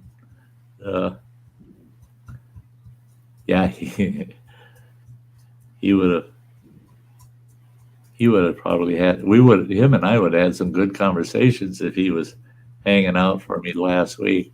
I watched all kinds of historical documentary type videos on the history of GM, General Motors, how they developed certain cars, certain engines. And I did that with GM and Chrysler, and now I'm on Ford, just looking at their history. I like these old videos showing the old production plants and how did they get to where they are today. I was looking at some history on old squad cars because I was thinking about my pop's old 1967 Chevy Impala squad car, and the car of the day in 1967 was the Chevy Capri. That was the squad car of the day in 1967. And my pop went with the Impala, and in 1969, that was a whole new era of squad cars, muscle cars, you know. My dad was a little ahead of the game with his 67. Yeah. That's another story for a different time. Lori's saying, I can make videos now, but I can't get on a panel. I have not figured that one out.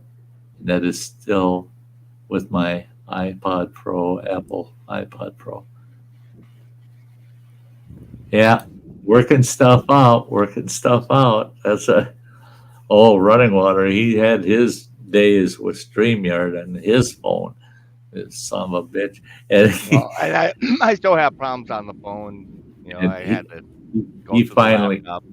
yeah, he finally said the hell with it, and he went to his laptop, and he doesn't have those issues anymore. And Makes it tough when I'm driving and I want to get on. You know, it's like I just got have to have so many things just line up just right for it to work. You know, it's so touchy. Words and pictures. I don't know what Cosme or Cy Dube is.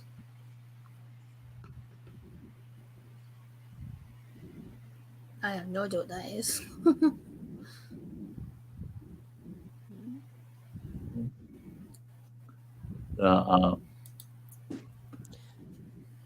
Watch alongs. Yeah. I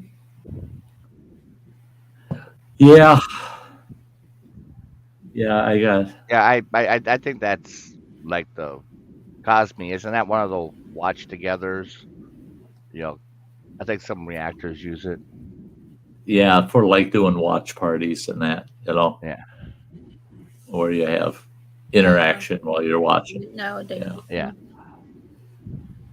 Big big issue with stuff like that is getting strikes or various different chunks coming up that no, that's ours, this is ours, that's not free use.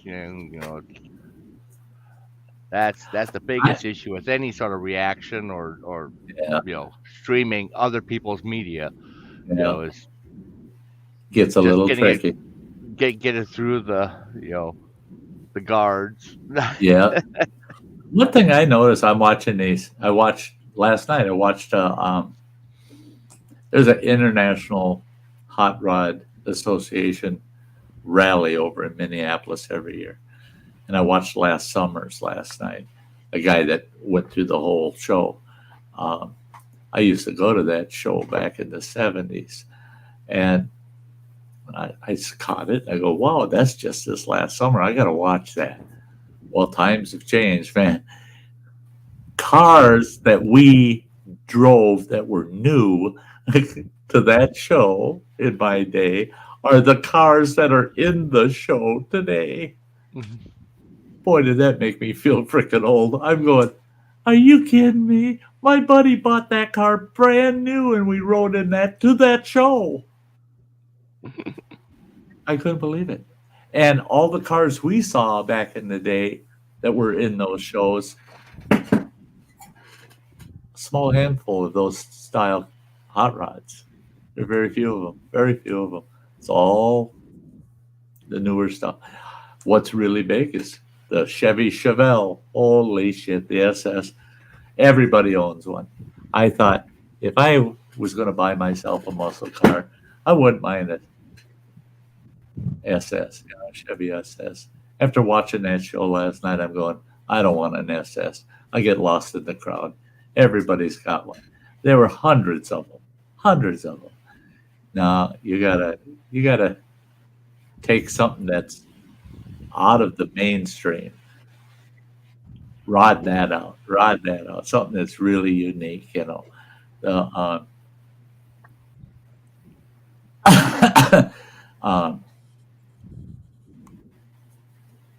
Yeah, they had a show there in Grand Island not Grand Island, Rensselaer. I was out there for the weekend and walked down there because the fairgrounds is just a little ways from the hotel. Is when I was broke down that weekend, and went down there, was looking at the guy that won. He won with his 1982 Chevy K10. For classic vehicle prize.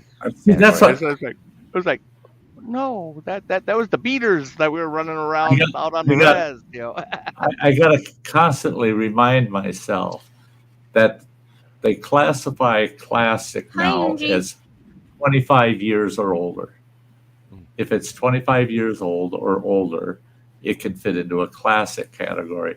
So that means that 95 Geo Metro that I had for a while there, that's a classic car. Hey, now. Angie. That old Geo Metro, that's a classic car. Sure. Yeah. Okay. Good to see you, lady. Great to see you, Angie. But yeah, I mean, I was really disappointed with that show because I was hoping I'd see a 62 or 63 Thunderbird in the show. Not one. I tell you what, my 63 T-Bird was one sweet rod. Another thing that I was shocked at, I only saw one Chevy El Camino, and it was a 70s El Camino. I had a 64 Chevy El Camino. Didn't see one.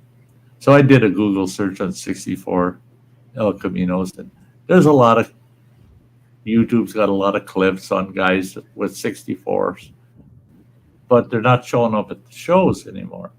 The thing is a lot of that old iron, people aren't taking to the shows anymore. They get them to be showroom quality, and they don't take them out on the road. They don't want that iron out on the road. So anytime I see somebody out there with a 32 Deuce Coupe that's real steel, it's not a fiberglass remake. It's like, yeah, there's a hot rodder for you. There's a guy that's sticking to the old school hot rodding. Well, it doesn't help when you get, places like California. They've had few stinks now where car shows, they had their pipe sniffers out there, that you needed to pass the emissions in order to bring a That's car in there. It's like, no, that means you're not going to have any cars any older than 1990. It's, well, that was this one fella. I mean, I can't remember which rig it was that I was watching, and he said, people don't think you can get leaded gasoline anymore, but actually you can. You can still get leaded gasoline. $17.95 a gallon, almost $20 a gallon. He says, "Yeah, I bought 4 gallons just to get this old car running." I said, "Holy shit!" He said, "You have to rework all the valve seats, and there's tons of other crap you got to do to handle today's fuel without lead and with ethanol in it." He said, "It just craps out those old motors." And so, yeah, Angie, that's a sweet car. That's a sweet car, 350 V8. Yeah, in a 68 Pontiac Firebird convertible. Oh, yeah. I bet you were showing off with that, weren't you? Yeah. I did see in that show a couple of Super Bs, which I was really glad to see. A buddy of mine, he had just been discharged out of the military. We're talking Nam era, and that's what he bought. He bought himself a Super B, but he drove it like a little old lady. And a couple of times I got him good and drunk where he couldn't drive it, so I got to drive his Super B and show him, yeah, it's a muscle car. Yeah, Oh, yeah. 350s were nice engines. Yeah, 327 though is no. Yeah. That's a 350 is just a 327 bored out of the bit.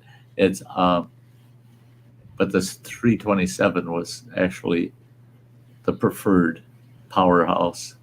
But a 350 is a good motor. Good motor. I like them for being able to work on them. Oh yeah, all of them. A dozen. Yeah. All of the small block Chevys were sweet for working on that. That one that was in that Suburban, I could climb under the hood of the Suburban and sit there out of the rain to work on the engine. Well, I had a 1970 Pontiac Catalina with a 400 big block in it, and you could pop that hood high enough, you could sit on the fender and work on it with your legs down in the engine compartment. I loved it. I just loved that car. We did so stuff like your truck now. Oh yeah, you open the hood and you go, well, it's awful clean under here. Well, why? Because there ain't no room for dirt. Mm-hmm. There's no room for dirt to get under there. It's everything. It's so packed in on any of the modern cars. It's hard to even check the oil trying to get down to where the dipstick's at and pull it out. There's not enough room to pull that stick out. Yeah, it takes you 5 minutes to find the stick. Words and pictures like the wings on a 60 Chrysler Imperial. You betcha. One thing, oh man, and I missed out, and I shouldn't have. I had the chance to get my hands on a 1956 Ford Crown Vic. Oh, damn, I wanted that car bad. Oh, I wanted that car bad. The guy that managed to get his hands on it before me had it for about 2 months, and he wrecked it. Oh, that pissed me off. That was in 1974.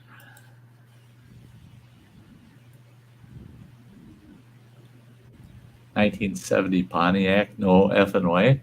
Why no effing way? Why no effing way? There's nothing wrong with a 70 Pontiac with a 400 in it. The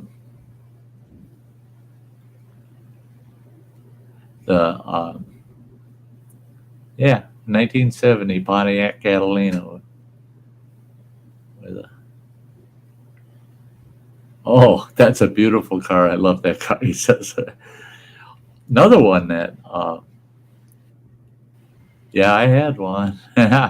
But the I one think it car was a that turbo, like a Mercedes Benz. But Mom had one in the late 80s and the to mid 90s that talked, and it was freaking cray cray. This car would like speak to you, and we would laugh every time this fucker says something. Like, he'd let us know when the gas was low or our lights were on or some shit, or you parked too close to the curb. It's like, all right, fucker, thank you. Like he'd it's, tell you. So I see, can't remember. I couldn't have a car that talks to me because it'd be cussing at me constantly. Quit beating on me like that. Oh, you asshole. No, I'm not made to do that. I can hear it now. It'd just be chewing me out Yeah. constantly. Yeah. Yeah, my Right. It was like sister's the car speaks to Stellar her when voice. she's like. My sister's car speaks to her. Like if we're parking in a car parking space, or when she dropped me off earlier, she went to reverse, and it was like, beep, beep, beep, beep, beep, beep, beep, beep. And she's like, "Shut up, you stupid car!" Like it just got on her nerves. It's ridiculous. The I think back to the old school cars, like my Thunderbird had quite a few options in it. It had power brakes, which was rare in a '63 Thunderbird. It had power steering, which was super rare, but no air conditioning. It wasn't even offered. Uh, and it's funny. I watched this video. This guy with an old Ford '55 Ford Crown Vic, and a lot of guys they customize them all, and they put air conditioning in them and stuff. And the interviewer asked, does it have air conditioning? The guy says, yeah, it's on right now. And the filmer is going, but I don't hear it. He goes, well, you're not going to hear it, but it's on right now. Well, he's got all the windows down and the wing windows all the way open. He says, that's the air conditioning, man. You got to think of the day, man. No, this car is stock other than the fact the motor's been jacked up a bit, The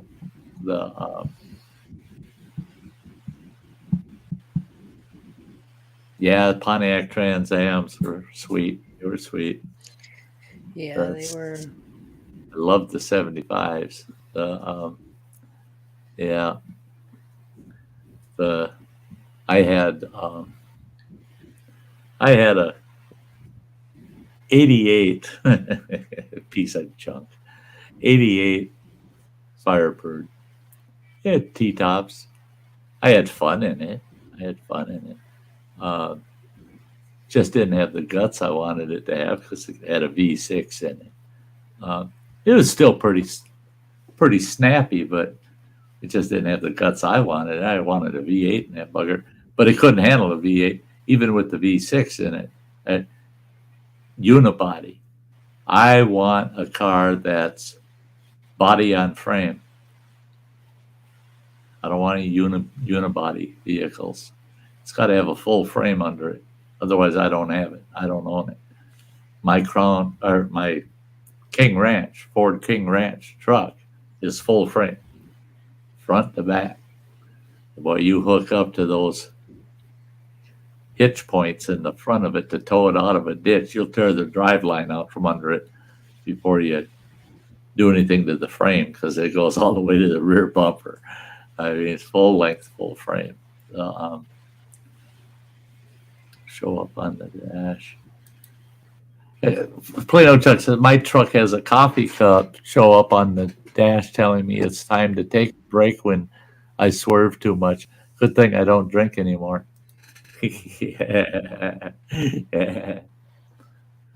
Oh, yeah. That's this truck, it's connected up to the stereo speakers. I get too close to the Hey, line, Remy. and it makes the noise like a rumble strip, like through the speaker. It interrupts my music or whatever I'm listening to, loud as hell. Luckily, there's an override button, but it only lasts for 15 minutes, and then you have to hit it again to override again. For when you got on these back roads where got the little tar patch, snaking through the road. Darn thing goes off nonstop, thinking you're going off the road because it's every line that comes over the sensor. It's like, oh, he's going off the road, nonstop. Jeez. We'll see you, Angie. See ya, Ange. Bye, So, Angie. yeah, I was telling Running Water, the only thing that I wish could happen for me is that I'd win millions of dollars right now. Because I'd be traveling all over. I'd meet every one of you people in person. And I'd drop you a few $1,000. What the hell? Because you only got a couple of years to spend millions of dollars. I'd have a blast, man. I'd have a blast. First thing I'd do is buy myself 40 acres with a big pole barn in the center. And I'd buy myself all kinds of hot rods and buy myself a couple of scooters. Yeah, you're damn right. And then I'd spend my time running around in them hot rods and riding them scooters and going seeing everybody. And local fellas here, Breddings, they own a Learjet. It's out at our little airport out here. And they do hire it out. Oh, yeah, I'd have them fly me wherever I want to go. Hell, I go see Samantha. I'd say, hey, come on, guys. There's 3 brothers. I tell them, hey, one of you guys fly me to Anchorage. Let's go. Yeah. Damn right. Forget Yeah. that. I'd have a hell of a good time if I had millions to piss away. Yeah.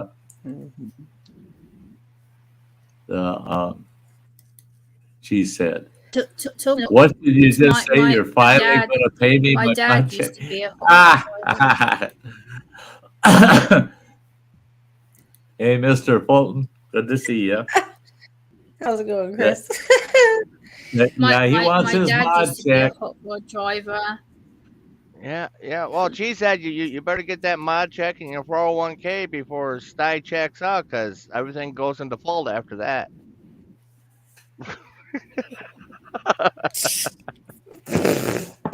He's getting that 401k this summer. Him and I we're going to make plans to get together. He's going to make me a nice lunch, maybe along a shoreline at a lake or something. And he's going to make me a nice camp lunch, and I'm going to give him his 401k. We'll get that on film. We're going to have some content for the channel this spring and summer. I'm going to take advantage of my time while I got it. And we're going to I am so pissed that I did not have that camera on the brim of my hat yesterday when that snow came off the roof of that truck. That would have been priceless, man. The best shit always happens when you don't have a camera. No kidding. It's so true, Sam. Because it was so high. I'm standing 1.5 feet off the ground on a snowbank. And I got 3 feet of snow on top of that truck, and it all came off in one huge block and plowed me into the ground. If I would have had that camera going, I could have done a viral video. 66-year-old man gets hit by avalanche. I mean, because I don't think you would have seen much truck. It would have just been that snow hit me. Whoa, that would have been so freaking awesome. So awesome. But I thought about that with my Lifeline. If I push that, the advertisements always show some little old lady push it. I've fallen and can't get up. What was I going to say? I'm buried and can't get out. They'd say it's a prank. The guy's pranking us. I'm buried and I can't get out. What do you mean you're buried? Under about 400 pounds of frickin' snow. Come out here quick and bring a camera. Yeah. Bring a camera. Yeah. I want footage of this. Send the cops with their body cams on. Yeah. That's like yesterday. I had one of them situations where I should have had a camera on me. Yesterday, I met my dad's Bulgarian friends who are here in the UK for holiday, and their way of greeting people is to do 2 kisses on both cheeks. So they turn their head and they kiss you. And because I'm not used to it, I automatically put out my hand, because the UK as a British person, we put out our hands to shake you, and then if we know you well enough, we might do the kiss situation. But for the first time meeting, I was like, "Nice to meet you." Put out my hand, and he was like, looked at me like I offended him, and my dad's like, "Oh, Gemma, you should have brought your camera. You could have videoed that. You could put up on your channel." I'm like, "Oh no!" I was so embarrassed. Hey, me Dibble. And that's it. Is certain customs,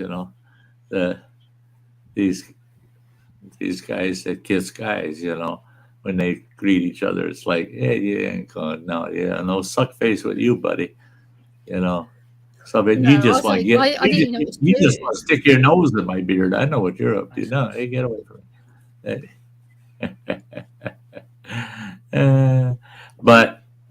But see, I have a real issue because I'm a hugger, and I know a lot of people aren't huggers, So don't ever, even in the slightest form, act like you're willing to take a hug. I'll give you a hug, man. That's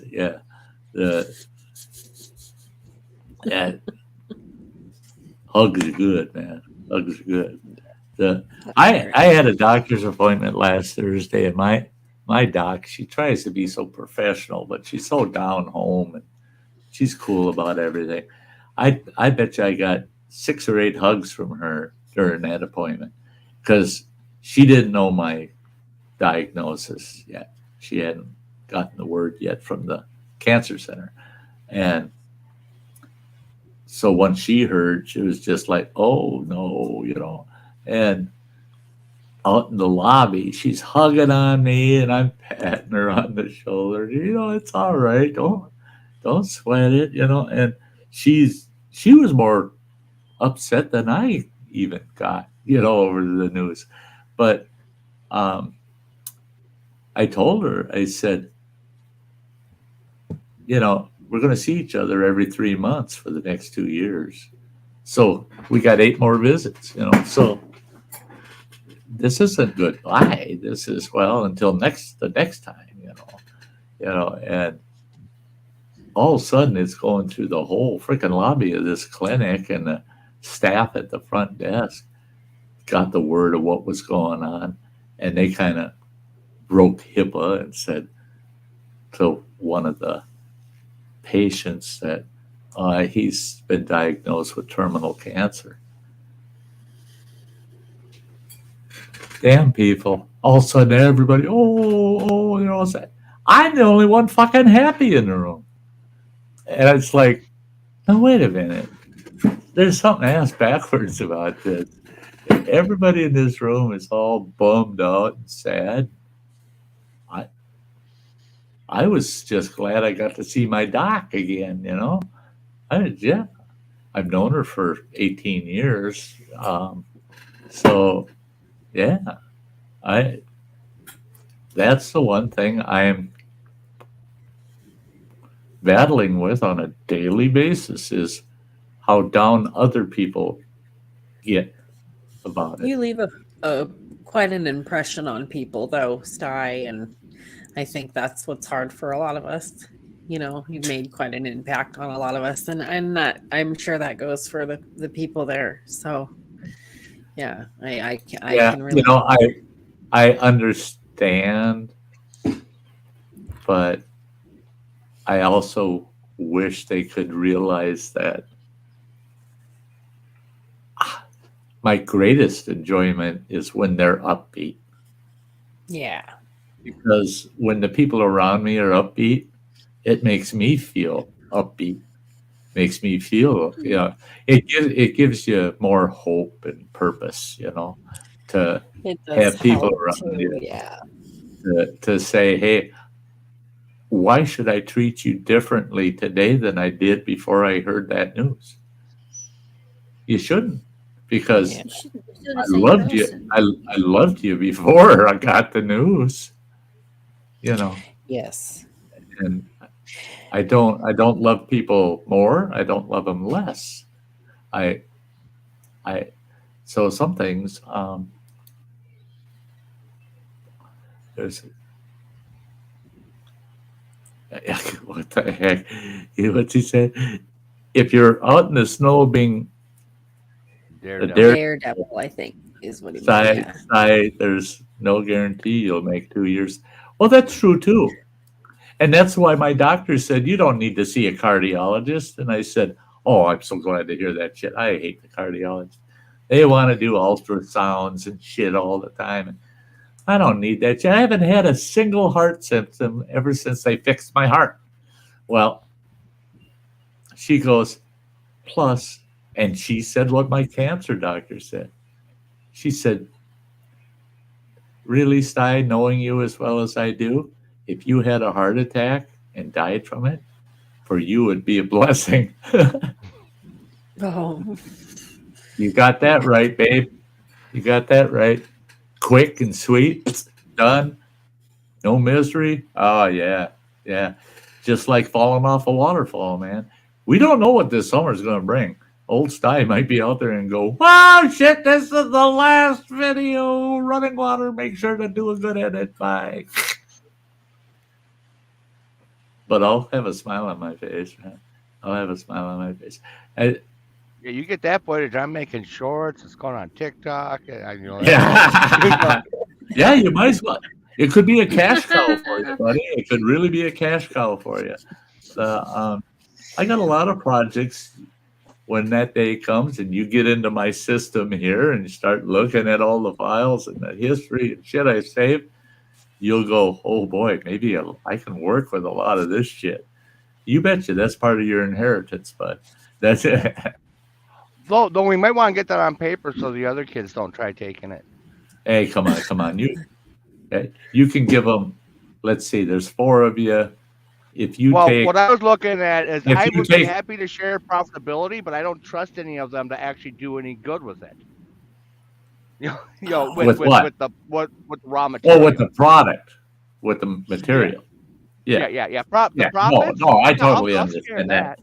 I totally understand. I have no problem with money, but that's like I was saying earlier. If I was a gazillionaire and I buy all these toys to play with for 2 years, you guys be really surprised, because if I was a gazillionaire, I guarantee you there'd be a will. But all the toys I'd have, guess what? They're all going into the estate, and they're all going up for auction. All of it. My property, my vehicles, everything going up for auction. All the remaining proceeds from the auction go into escrow, and then it gets split up. If you want one of my hot rods, one of my cars, guess what? You'll already, because I'm a gazillionaire, I'd already have given you enough money. You could buy the son of a bitch. You don't have to say, oh, but that was Dad's favorite and I want that. No, buy it. If it's that important to you, you can buy it. That money goes in the escrow, and guess what? You'll get 1/4 of it back. So you're getting a 25% discount if you buy it, right? So, no, I'm going to take all of there ain't nothing to fight about. And I don't give a shit if you guys fight over my shit or not. I don't. You think I'm going to care? I'm going to care. I ain't going to give a shit. Words and pictures. I'm hoping you win the lottery. Oh, I tell you what, I'd have so much fun. I would have so much. There'd be a lot of freaking happy people out there. Everybody that comes asking for money, I'd love to say, oh, guess what? Fuck you. You ain't getting nothing. I won't even buy you a cheeseburger at McDonald's. Fuck you. I know who my people are. I know who my friends are. They don't have to ask. They wouldn't have to ask. Fuck no. I'd have a blast, man. I would have a blast. See, I'm the kind of guy, if I got it, I go to your house and while we're bullshitting, I'd slip $100 bill in your couch cushion, and someday you'll say, God, one day we found $100 bill in our couch cushion. We still can't figure out where the hell that came from. And I'm inside going, hee.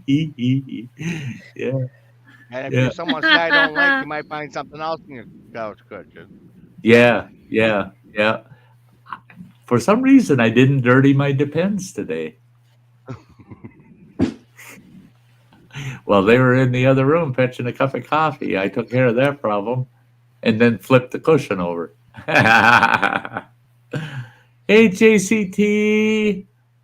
Hi, Jay. Great to see you, JCT. Hey there, lady.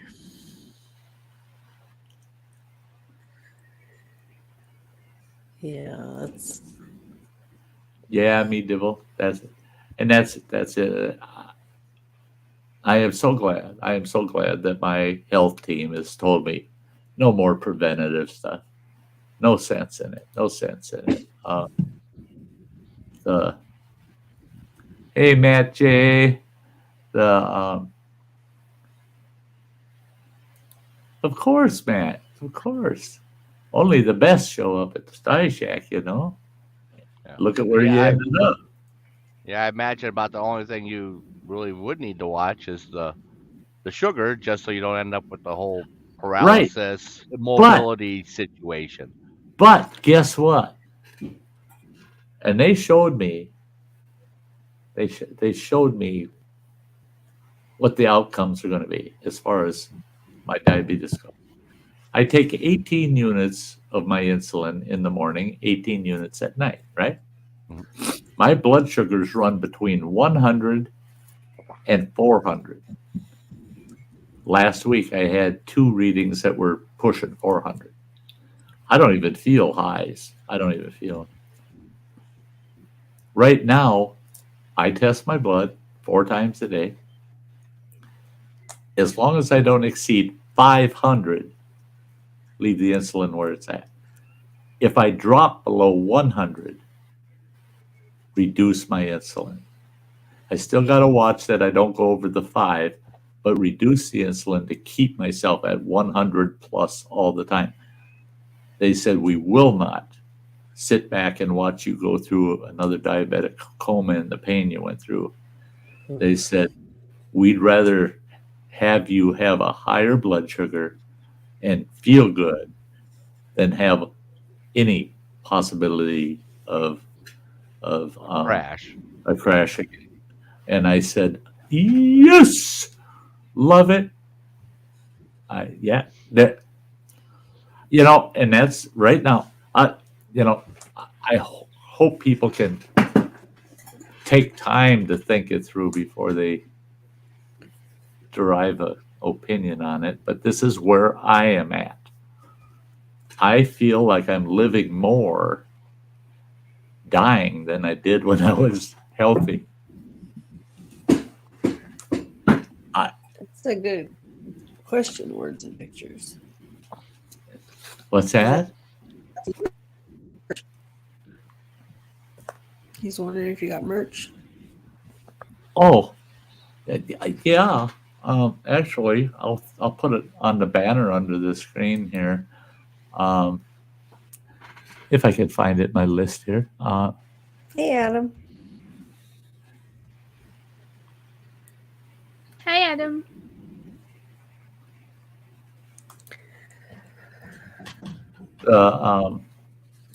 Yeah, I got Teespring items. Yeah, called spring items now. They got rid of the T for some reason.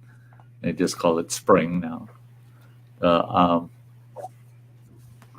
In fact, that's on my bucket list. I ain't saying too much, but I think you'll get the gist. We're going to see how my sales go of all my junk that the family just really don't have much use for. I'm selling off a bunch of shit. And on my bucket list is I'm purchasing some of my own items off of Spring. And certain people will be seeing some of those items. You betcha. Hi, JC. Hey, Adam. I see faces I knew. Knew or no? Hey, Adam. Did you know us or do you know us? Make up your mind, Adam. Yeah, we'll have to design up a T-shirt for you for your Teespring. This Sty North final tour T-shirt. Like a Final band. tour? Yeah. That's not a bad idea.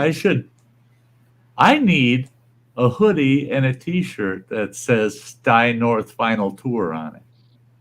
Oh my god. Yeah, that'd be pretty fucking cool.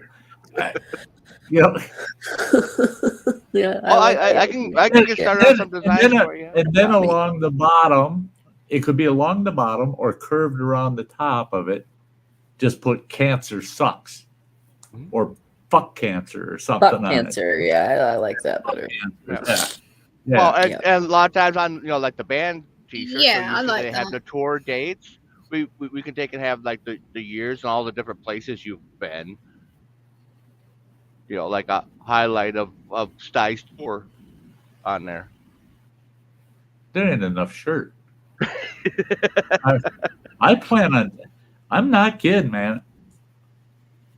As I roll the money in, I will be getting my truck cherried out bumper to bumper.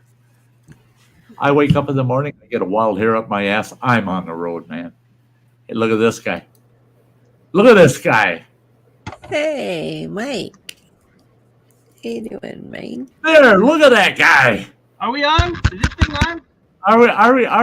Are we? Happy birthday, hot stuff. It's good to see you, buddy. I figured Sam Hey, might get Mike. Well, welcome to the world, What? Gemma. You just seen it was me. Gemma, where you at? Jesus, Mike. Why are you green? Bean! Oh, here we go with the green again. In my bedroom Oh, Bean! Look at this, Mike. because buddy. I'm under my sea light and Airier than you are, Bean. Look at. Bean, poor I've lost Bean. the control for the lights. I don't know how to change the lamp, unfortunately, because I've lost the control for it. I don't know where it's gone. My nephew's hid it somewhere. I can't find it for the love of me, so I don't know where it's gone. Look like an alien. I have to buy another one when I go out tomorrow to the store. Who's that dude in the middle up there? Who's that dude in the middle? Okay, I thought I was Fucking sick. up. I thought I was sick. There you Yes. go. Samantha. Anytime, There you Sam. go, Anytime. Go ahead. yeah. Don't mind us. Mike knows who that is. Is that an invite, Sam? Hey. That's you and your wishful thinking again. Oh, Yeah. yeah. Don't wind my Thanks, sister up. Aunt Mike. Jay. Sister up. That's all I got in life. Wishful thinking. Yeah. I'm trying to get my I had my a birthday the ponytail other day. as long as Sty's beard. How am I doing? Am I doing good? It was my birthday yesterday, Adam. I turned 66. Yeah, And I saw it on Facebook. It had your age. I said, that ain't right. Yeah, 66. I'm 66. I was like 76 or something. Yeah. It feels like 76. Actually, a pretty spry 76 right now. You look good. You look good for your age. I do. Sure. I, Hey, you could look like running water, so one person in this world that really pisses me off is that Judge Janine. Oh, She's 70 fucking years old. you don't look at that. No, she don't look no 70 years old. I'll tell you what, a little bit of cash in the purse.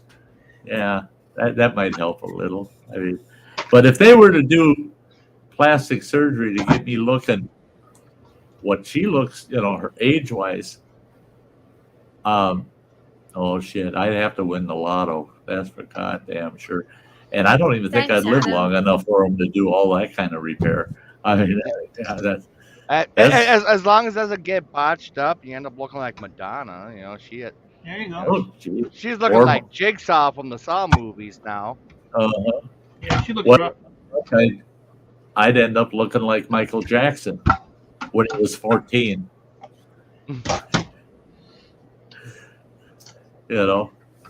What the hell can I say? You can look like him as long as you don't have his reputation.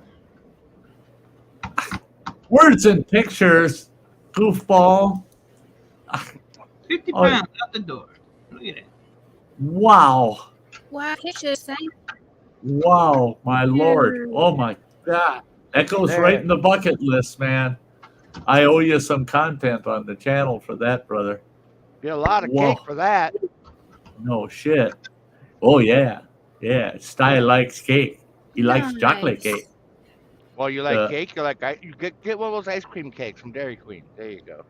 I can't eat the whole thing. That's the problem I'm having now. Is I got oh my god, I got food in the house here.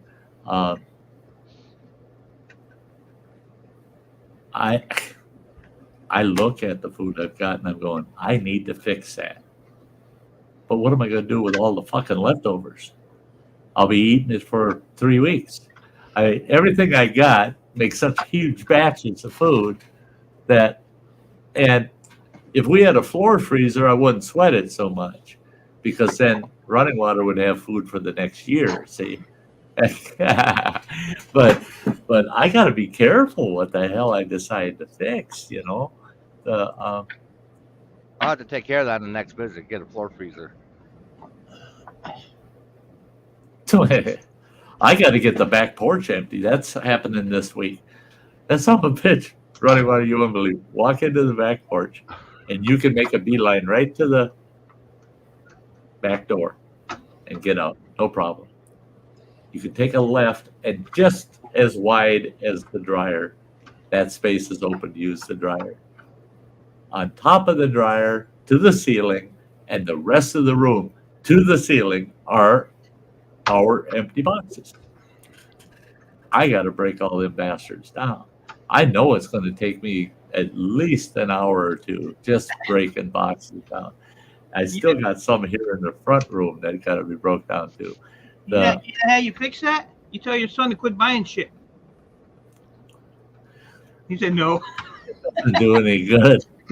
Mike, it doesn't do any good. I likes the stuff I buy.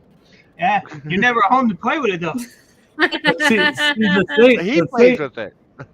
See, that's the thing is when he buys me shit, my youngest boy, he gets a little upset because he thinks I'm spoiled. That running water spoils the hell out of me. And I go, you know, it's all going to end up being his when I'm dead and gone anyway.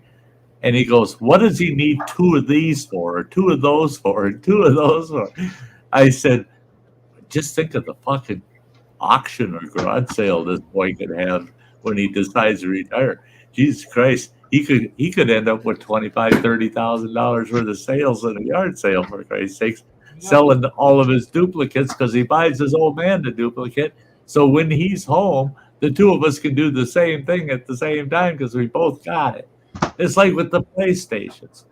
He tells me, I'm gonna order a couple of PS5s, Dad. And I go, no, well, you know, I can make payments, I guess. I was gonna save up for it, this, that. He goes, no, I'll tell you what you do. You just pay the rent this month and we'll call it square. My rent is at the cost of the PS5. Plus, of course, he buys an extra controller and a cooling base for it. It's like, okay. So my youngest son is, what the hell's he going to do with 2 PS5s? I'm glad I'm holding off until the new PS5 Pro comes out. Is that? I said, yeah, but think all the play you're missing out on, you poor dumb bastard. I got no time to wait for a Pro. I want to play now.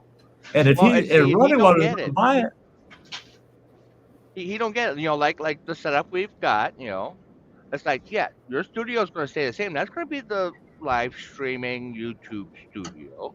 My other studio will be the sound studio. Your sound studio, all the music stuff in there. Yeah. 2 PlayStations. Well, that's great. I have someone over that wants to play. Hey, you get on that system. I'll play on this system, and we'll play Minecraft. Let's go. And the thing is you'll still have my 65-inch in the system and everything. Yeah, all's good. Hey, before Matt J, he's been a member for 18 months. That's awesome, Matt. That's awesome. My memberships are way down, understandably. I only do 1 live stream a week. Memberships will probably pick up this spring and summer when my content starts hitting the channel again. We'll drive the viewers up and the members. I got in this discussion again with one of the gals at the cancer center. She goes, Sty, everybody here agrees we're going to do everything in the world, keep your ass alive as long as possible because we lurk on your streams. I said, oh, you do you? And, yeah. And she said, we don't know what we're going to do without you when you got. I said, have you watched all 1,010 uploads? He goes, what? I said, you ever take a look at my playlist? Take a look at the uploads playlist. It's 1,010. Don't tell me you've watched them all. If you were to watch all of my uploads, it would take you over 3 years if you watch one every day. So guess what? You got 3 years of fucking Sty after I'm dead and gone. So don't say, oh, what are we going to do without you, Sty? You've already done without me for probably 600, 700, 800 videos. So no, I ain't going nowhere. The channel's still going to be here. You go back there and you can see Sty from back 2015 all the way up till I'm gone. So don't tell me, oh, what are we going to do without you? What are you going to do? You're going to delete my channel? You're going to quit following it? You know what? Thank you. You know, and she's like, oh, I never thought of it that way. Yeah. Why the hell? I'm the one that should quit thinking. Yeah, I watch one of your videos and it's like 3 years.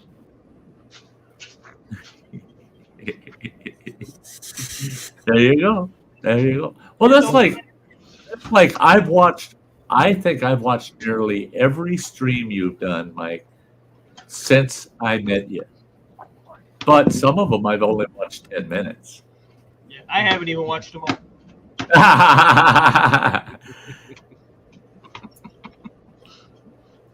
I'm too busy watching Sam's TikToks. Where's the pictures? Yeah, people really like Sam's TikTok. You know, That's Yeah. my morning he's got ritual. it. A cup of coffee, I sit on the toilet and I watch Sam's TikTok. You're such See, a stinker. See, Bean's got his own monitor, you know, that we hook up, and he sits there and watches YouTube and anime and stuff over on the side, and you know. Oh well, hey, if Bean needs a monitor, you know, I got a couple. Well, no, I got this little, yeah. this Got a nice few. little 8-incher. I got 1,100 of them. When I saw that, Do you have little when I- ones? Do you have little ones? Because I could use some. I'll buy some off you if you got little monitors. I don't know if I got any little ones. If I do, I'll send them to you. Though. I'll make sure it work. The The little ones are hard to find anymore. It's like trying to find a monitor or screen that's under 24 inches anymore. It's damn near impossible. oh yeah, finding anything small is tough. That's the You know, it's like this little, you know, this is what, a 7 or 8 inch monitor that I use for Bean, and that thing cost me like $80. That's like try to find a cheap VCR now. Who the hell uses a VCR? Well, when you got some VHS of your own footage that you want converted to DVD, then you want a VCR. Oh, Oh, he says. You And can I'm use gonna- my camcorder. Yeah, you'll have to show me where the fuck that is when you get home. It's a big Does it? case. It takes standard VHS. Yeah.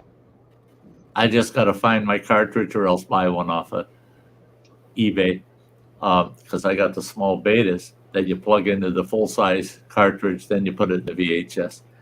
But I got I've got the digital converter box, you know, that plugs into it and hook up to the computer and you make your MP4s. remember that this summer we'll have to get that all put together because later in the summer I want to work on that. Because I got some old vacation footage and shit. I got the one Sty's Christmas when I'm playing Santa Claus. That one's pretty good. I remember watching that before I packed shit. It's been so long since I've seen a VCR, I don't even know how to spell it anymore.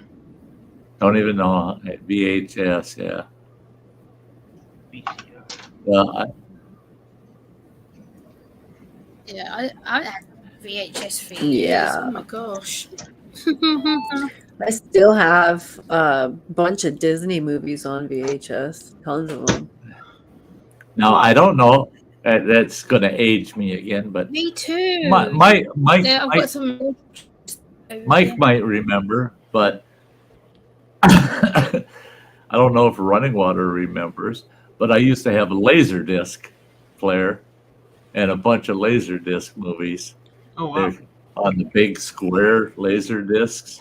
The player was just huge, and you push that big flat laser disc cartridge in, and then you pull it back out, and it dropped off this big, about the size of a 33 and a half speed record. And that was, I had the original Star Wars, all kinds of movies from that era, the 70s, on Laserdisc. They were a big deal. In fact, in 1988, when we moved to Wisconsin here, I had I had the Laserdisc at local video store. They had a huge Laserdisc collection you could rent. But they said everybody that wants to rent these, rent the machine with it. I said, I don't need a damn machine. I got the machine. And they're going, you got to be kidding me. This is like ancient. You know, this is like 8mm film to most people. And those laser discs were pretty awesome. They were kind of cool. Just don't bump them. I mean, yeah, you want to fuck up your movie, you just bump that thing. Just don't let the cat sit on it. The static would screw them up. But Yeah, I've got one of those up in the attic there, the laser player, and I've got a milk crate full of. It's not movies. It's the video karaoke discs. Oh, sure. Oh, he Sure, did. But yeah, I'll ask him. He wants to know if you did the Reaper. The Reaper Yeah, X, the Reaper Double X. Okay, Adam. Yes, I did. I don't remember the title of the video, but it's actually two videos, two parts, and I made the Reaper Double X curry out at camp. I was at camp when I did it. I cooked it in a Dutch oven. The next day, I let that shit sit all night. The next day, warmed it up, and I ate almost. Well, I ate 2/3 of it. I managed to get 2/3 of it down. I wanted to get it all down like Phil did, but I ain't Phil. But I got 2/3 of it down, and later that night, I ate the rest of it with a bunch of sour cream. I loved it. I actually loved it. It was, but the burn, oh my God, was that some hot shit. I look back. I tried to do a montage. I've been working on it. It's just been a pain in the butt. But of all my hot challenges, the dumb things I did, the hot shit I ate, the gross stuff, you know. But yeah, I didn't mind doing some of that hot stuff. Yeah, I see Dr. Smith has been in the house. That's great to see you, Dr. Smith. Yeah, I read that. What's that? He said nobody told him the rule is to eat half, and he ate the whole thing. Hey, buddy, Dr. Smith. Thank you for the animal stuff you sent me on Instagram. We only had to eat half. Well, I ate a hell of a lot more than half of it. Yeah. No, but I thought you had to eat the whole thing too, and I couldn't. See, so did Sty. No, you bad. You did. You almost were there, but not quite. Yeah. Wow. Oh man, I could have ate half. I could have done that. Oh, I could have done that. You did try for all of it, though. I did. I did. I wanted to eat the whole damn thing. But the worst part of that was not the curry, not the double X curry. It was the Cornish game hen I made the next time I fixed a camp meal. I scrubbed that. Soap never sees my cast iron. You don't use soap on cast iron. I scrubbed that cast iron. I scrubbed it with steel scrubbers, steel wool, soap, boiling hot, half a dozen times. And I thought, that's cool. It's stripped down to bare cast iron again. Reseasoned the whole Dutch oven, put a nice Cornish game hen in it, lightly seasoned, and cooked it in that Dutch oven. And I'm having that Cornish game hen on video at camp, and the son of a bitch was as hot as that curry. That curry got into the pores of that cast iron, and it took almost 4 different meals cooked in it to get rid of any of the burn. I would never, ever cook that curry in cast iron ever again. Yeah. No, stainless steel maybe, but not cast iron. It ain't happening.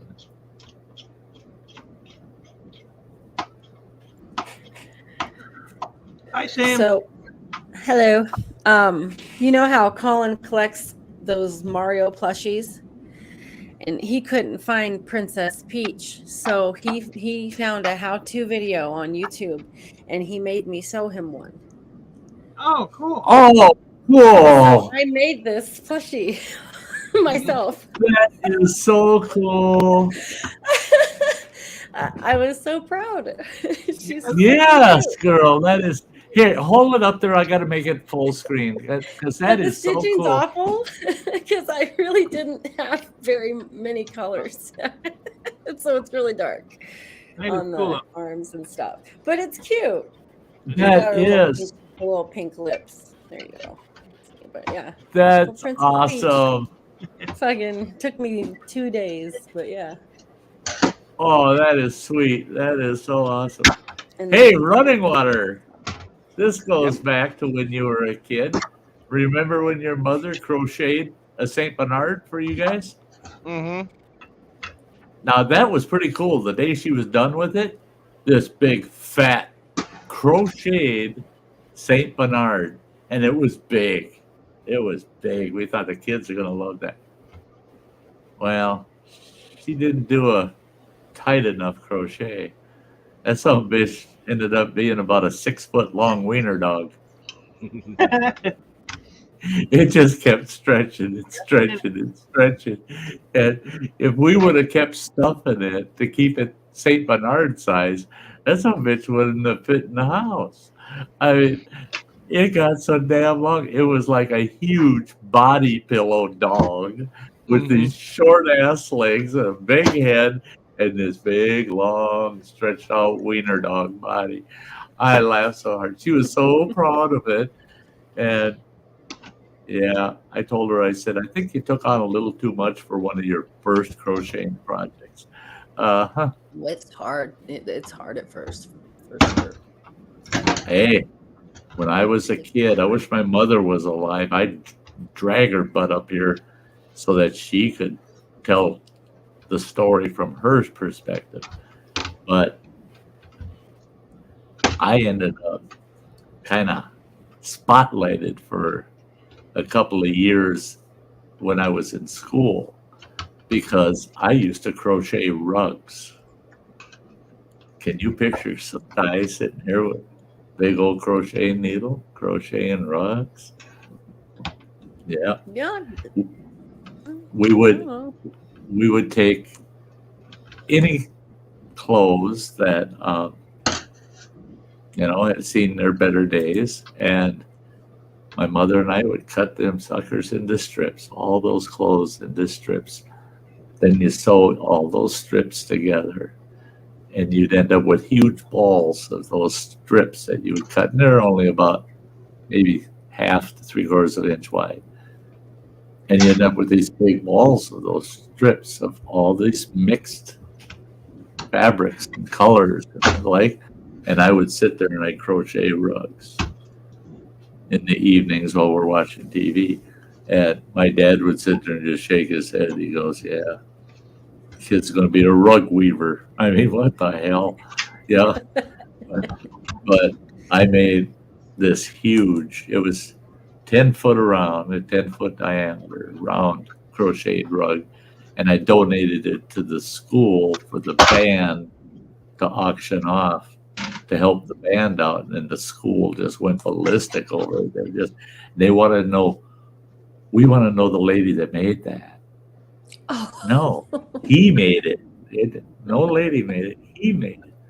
What? That nasty Sty's crocheted a fucking rug? Yeah, you should see some of my oval rugs. They were awesome. They were to die for. Yeah, I really got into it. Night, Adam. Yeah. Good night, Adam. Yeah. That was one thing, though. You had to be careful when visiting Grandma. When you go sit down, make sure there's no crochet hooks in the seat. Or knitting needles. And do not walk through a carpeted room in her house without shoes on. Man, the hell I went through when I got a needle shoved through the heel of my foot. Oh God. After that, I mean, I was just a kid at the time, and that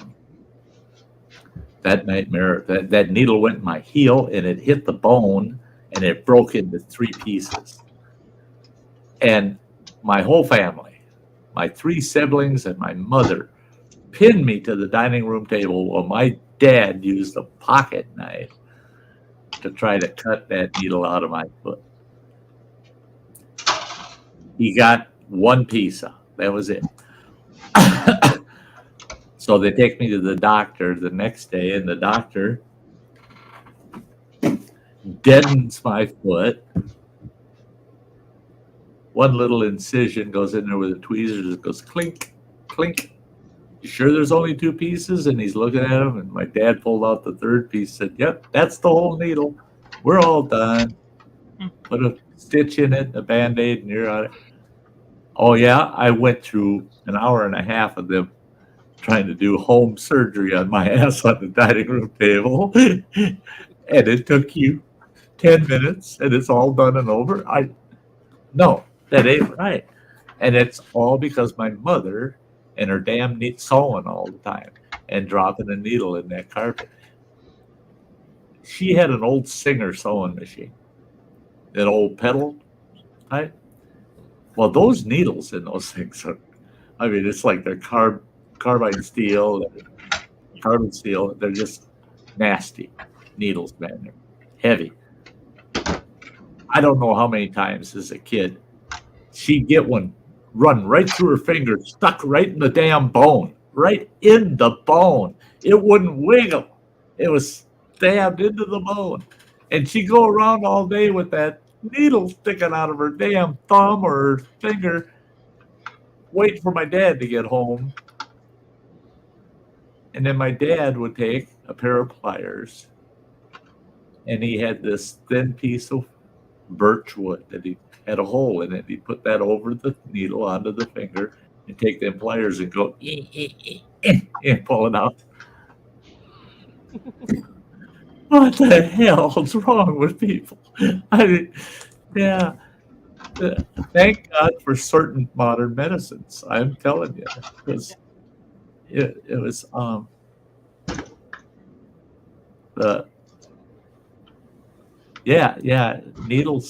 needles in the foot. I mean, hurt like hell. I mean, it hurt like hell. As bad as a round toothpick, huh? Oh yeah. Running Rotter's little brother with his round toothpick, and then the 2 gals, my ex-wife and a friend of ours, trying to get him drunk enough to let him cut him up and get it out of there, and they just made a mess of things. I put a raisin poultice on it, bound it, told him to stay off of it for a few days. Changed the poultice twice a day, and one day she says, "Oh, there's something wrong with that wound." And I looked at it and I'm checking it out and I'm going, what the heck? That's hard. I got a tweezer, got a hold of it, pulled that half a toothpick right out of his foot. And it was just nice and healthy, pink colored flesh. Bound it up and it healed right up. But no, they spent about an hour doing the same thing to him that was done to me. Except I didn't get no booze. They just held my ass down. At least the kid, he got a little sauce out of the deal, but maybe that's why he's so effed up today. I mean, yeah. Well, between that and the pipe to the head, you know the curtain rod. Yeah, smack in the face. He still got that good old scar in his eyebrow. I got it patched up as good as I could. Well, the whole damn neighborhood stood there and watched and said, Sty, you shouldn't be doing that. You need a doctor to do that. I said, shit, it's just flesh. I said, you put it together, it'll heal. Yeah, we'll fix it. Yeah, got them all fixed up. That's the one and only time I actually got to use sutures. I threw a couple of sutures and a couple of butterfly Band-Aids on it. It healed up pretty good. You take a good look at him, you go, whoa, that's a pretty healthy scar there in that old eyebrow. Yeah, my dad did that. I didn't do shit. I saved him.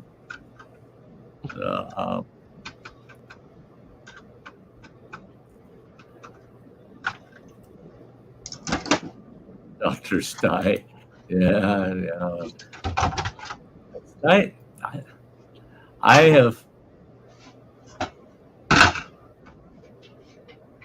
I'm the kind of person, if somebody hurts themselves, I could stay on issue, concentrate. I can handle the blood. I can handle people throwing up. I can handle people crapping themselves. I can handle all that until it's over. Once everything's done, all cleaned up, and I'm not involved anymore. That's when I go, whoa, shit. Oh, it's tough. It's the after effects. It's just like, oh, no. Why did I do that? No. Myself, I cut myself. I wrap paper towels or something around it and drive to the hospital and go, guess what? I need to be stitched up again. Yeah, come on in, Sty. We know the route. You know the routine. It's pretty cool when they put that port in my chest. They make a pretty good incision in your chest to put that port in, and another incision up here in your neck where they go into your jugular vein with the tube coming from the port. Well, both of them, they just use the glue. And they lined it up, used the glue on it. In fact, my shower yesterday, the glue's finally gone. I finally got the last of the glue off of it. Healed up just fine. When I had open heart surgery, they just put a vacuum seal healing pack on it, and you're hooked up to a machine that's providing vacuum to that. No stitches, no staples, no glue, nothing. Just that vacuum pack taped over that big, huge incision down the center of my chest. And it healed up pretty dang good. Except my one grandson's face went, kind of ass crooked. But he's goofy anyhow, so the duct tape or electrical tape for cuts don't need no stinking stitches. But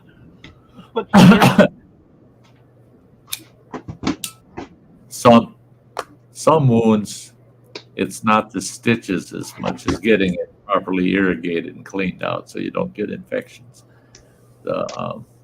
That's why I go to emergency room for those deep ones where I hit the bone, and then I go in, make sure they get it irrigated out well enough that I don't get infected from it. And they're not going to do that without throwing a couple stitches in, But to me, going and getting stitches, why not? I mean, why not? No biggie. There's worse things in life. Shit, have I learned?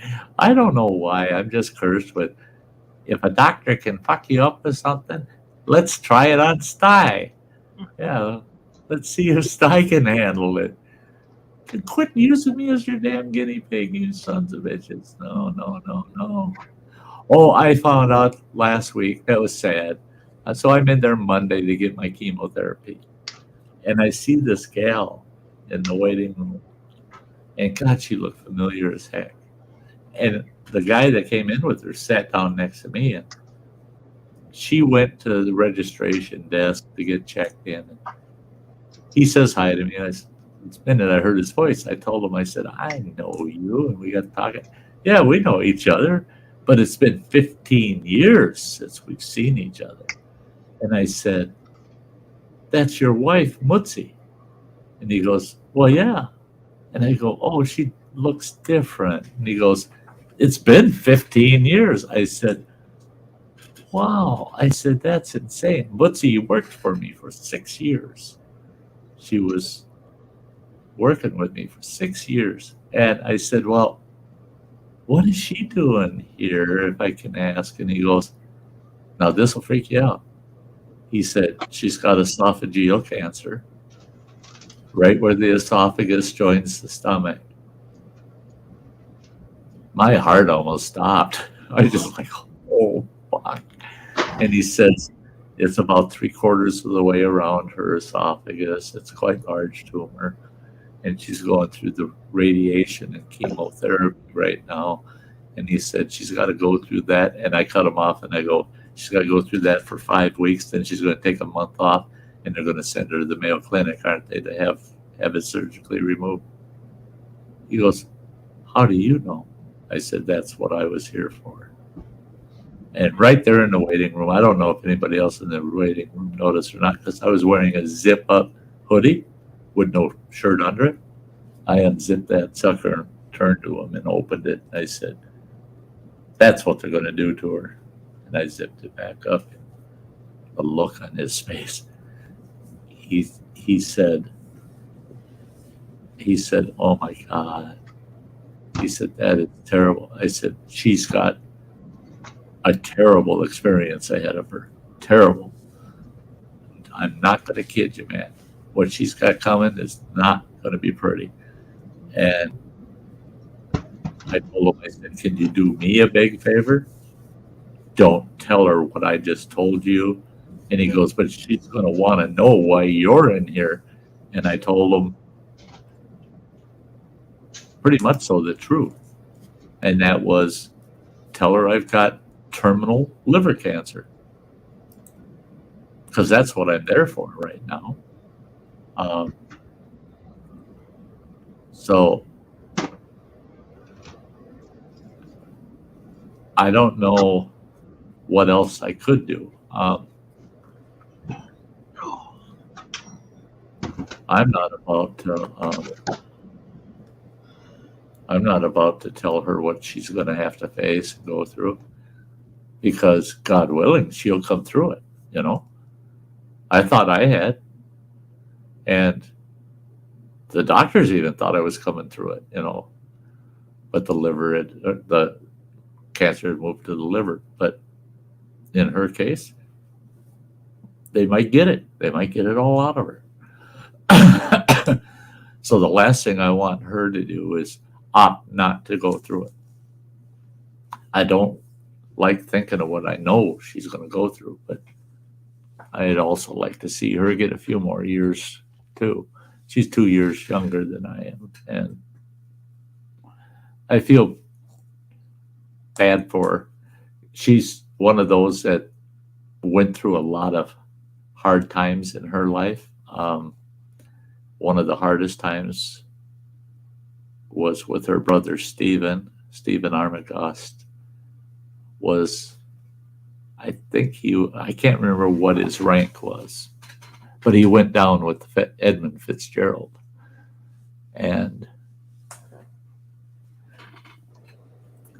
her and her brother were tight as you can get. I mean, they were so tight. So when her brother went down with Edmund Fitzgerald that really messed her up for the longest time, and she had to deal with a brother that's a very high-end alcoholic and drank himself to death, and so she's had a lot of tragedy in her life, and then now she's got to deal with this shit. She's a tough old gal, and I hope she can get through it. I did tell her old man, boy, you make sure you're there for her. Make sure the family's there for her as she goes through this. I said, especially the male side of things. You make sure they're there all the time, not occasionally. I said, that'll get her through it, is having someone there to help her through it. It's not just a matter of being there either. There's things people can help with, if they're there. And she's got enough family. Oh, yeah, me devil. Yeah, the cancer with me is in my liver, and it's the whole liver. The 2 very large masses of cancer in my liver.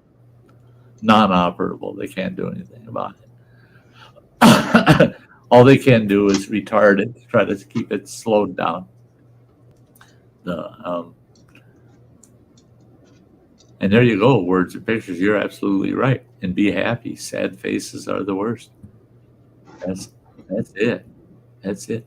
I had a lot of people, I guess I didn't realize it, but during my recovery, I was miserable, man. I was sick, miserable. And my oldest girl, she told me, she said, Dad, there were so many times. She said, we could tell just by looking at you how miserable you were. And you'd smile and come off with some stupid, dark humor and get us laughing while you're going through misery. And I said, yeah, I was going to force smiles on people's faces, because to see other people being positive and happy made me feel better. I did not want people, being all down and mopey and sad around me. I needed people to be upbeat, that, something to look forward to, and that's key. I think that's really key, is to try to help people through things by being happy around them, not sad. Yeah. Sadness begets sadness, and smiles begets smiles. And the occasional off-color joke leads to other jokes.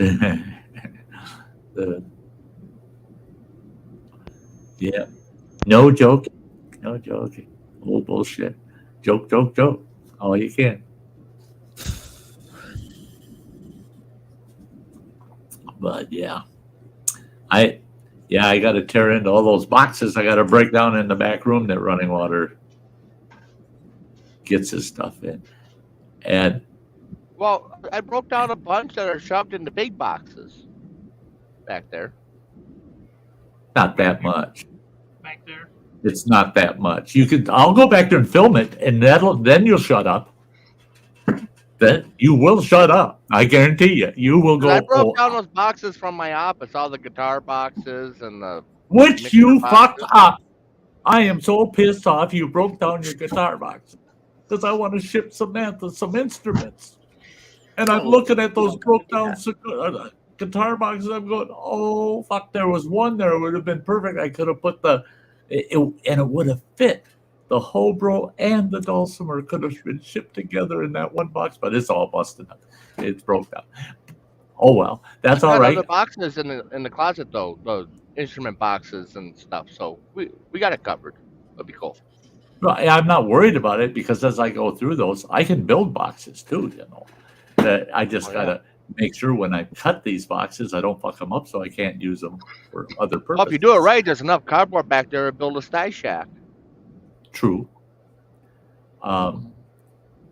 Yeah, but he's But one thing I did notice is the biggest portion of that what's back there to deal with, the most cumbersome is the packing material. Mm-hmm. There's so much packing material. I'm gonna have to bag that shit up, put it out in the shed, and we'll have to take it to the dump because with our recycling bin, I could never get it all out of here. And the garbage bin, there's no way. I mean, that tiny thing. The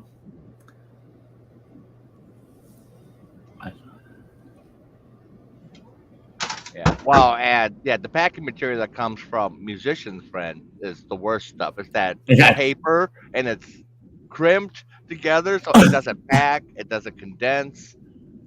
and you throw it on the floor and you try to stomp it down. It don't do any good.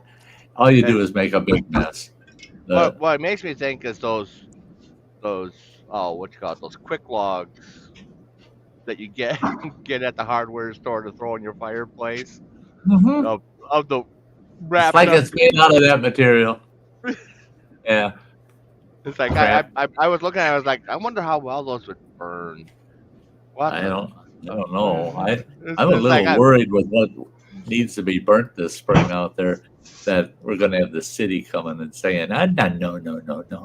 Fire department. that's when we keep those bushes up so they can't see what we're doing back there. We're hiding back there. It's like, no, it's just a I campfire. think it's the smoke that'll set them off. It was wet wood. It's wet wood. So That's I'm what gonna boogie. I gotta go to my neighbors watch the Super Bowl. Yep. Oh, cool. And Yeah. Since I have money on it, I might as well watch it. I was. Oh Oh my God. wow. That's the sport where they wear the big shoulder pads and the capri pants, right? Slapping Yeah, each other on the ass. Yeah, okay. yeah, and they have those sticks that look like an L. All right, you guys. Hey, with that, I want to say we're going to wrap it up with that. And all you guys out in the chat, it was awesome seeing y'all today. You make my week. You know you do. You know you do. And Samantha, sweetheart, oh, it's so good to see you, girl. I love you, man. Yeah. Yeah, I love you too, You girl. guys very much. Yeah. Hey, Mike. Thanks for coming up, pal. I'm glad I finally had time. Yeah, I keep tabs on you. But I know. I smell it. you can smell it. I can be like, Sty's lurking. Oh, I'm due for a shower, I guess. Yeah. Sty's lurking. Yeah. And running water, you stay safe out there on the road Keep and my stay dog. in touch. Keep my dog keep out it. of it. Take good care of Mike's dog. Yeah. Yeah, I think Earl and Bean probably would get along. I'm about ready to take Earl and hang him from a noose. It's getting ridiculous. I don't know what his problem is. Yeah, he's just living one of his lives, He's got spares. Yeah. Hey, love you all out there. Thanks again for hanging out. We'll see y'all next Sunday at 2:00 in the afternoon, Central Time. And look forward down the road here another month. I'm going to start getting some content put up on the channel. So keep your eyes open for that stuff. And as usual, Sty likes to do the shuffle. So I got to go grab that girl out on the front porch and shuffle my butt out of here. And we'll see you all again next week. Take care, folks. Bye. Later.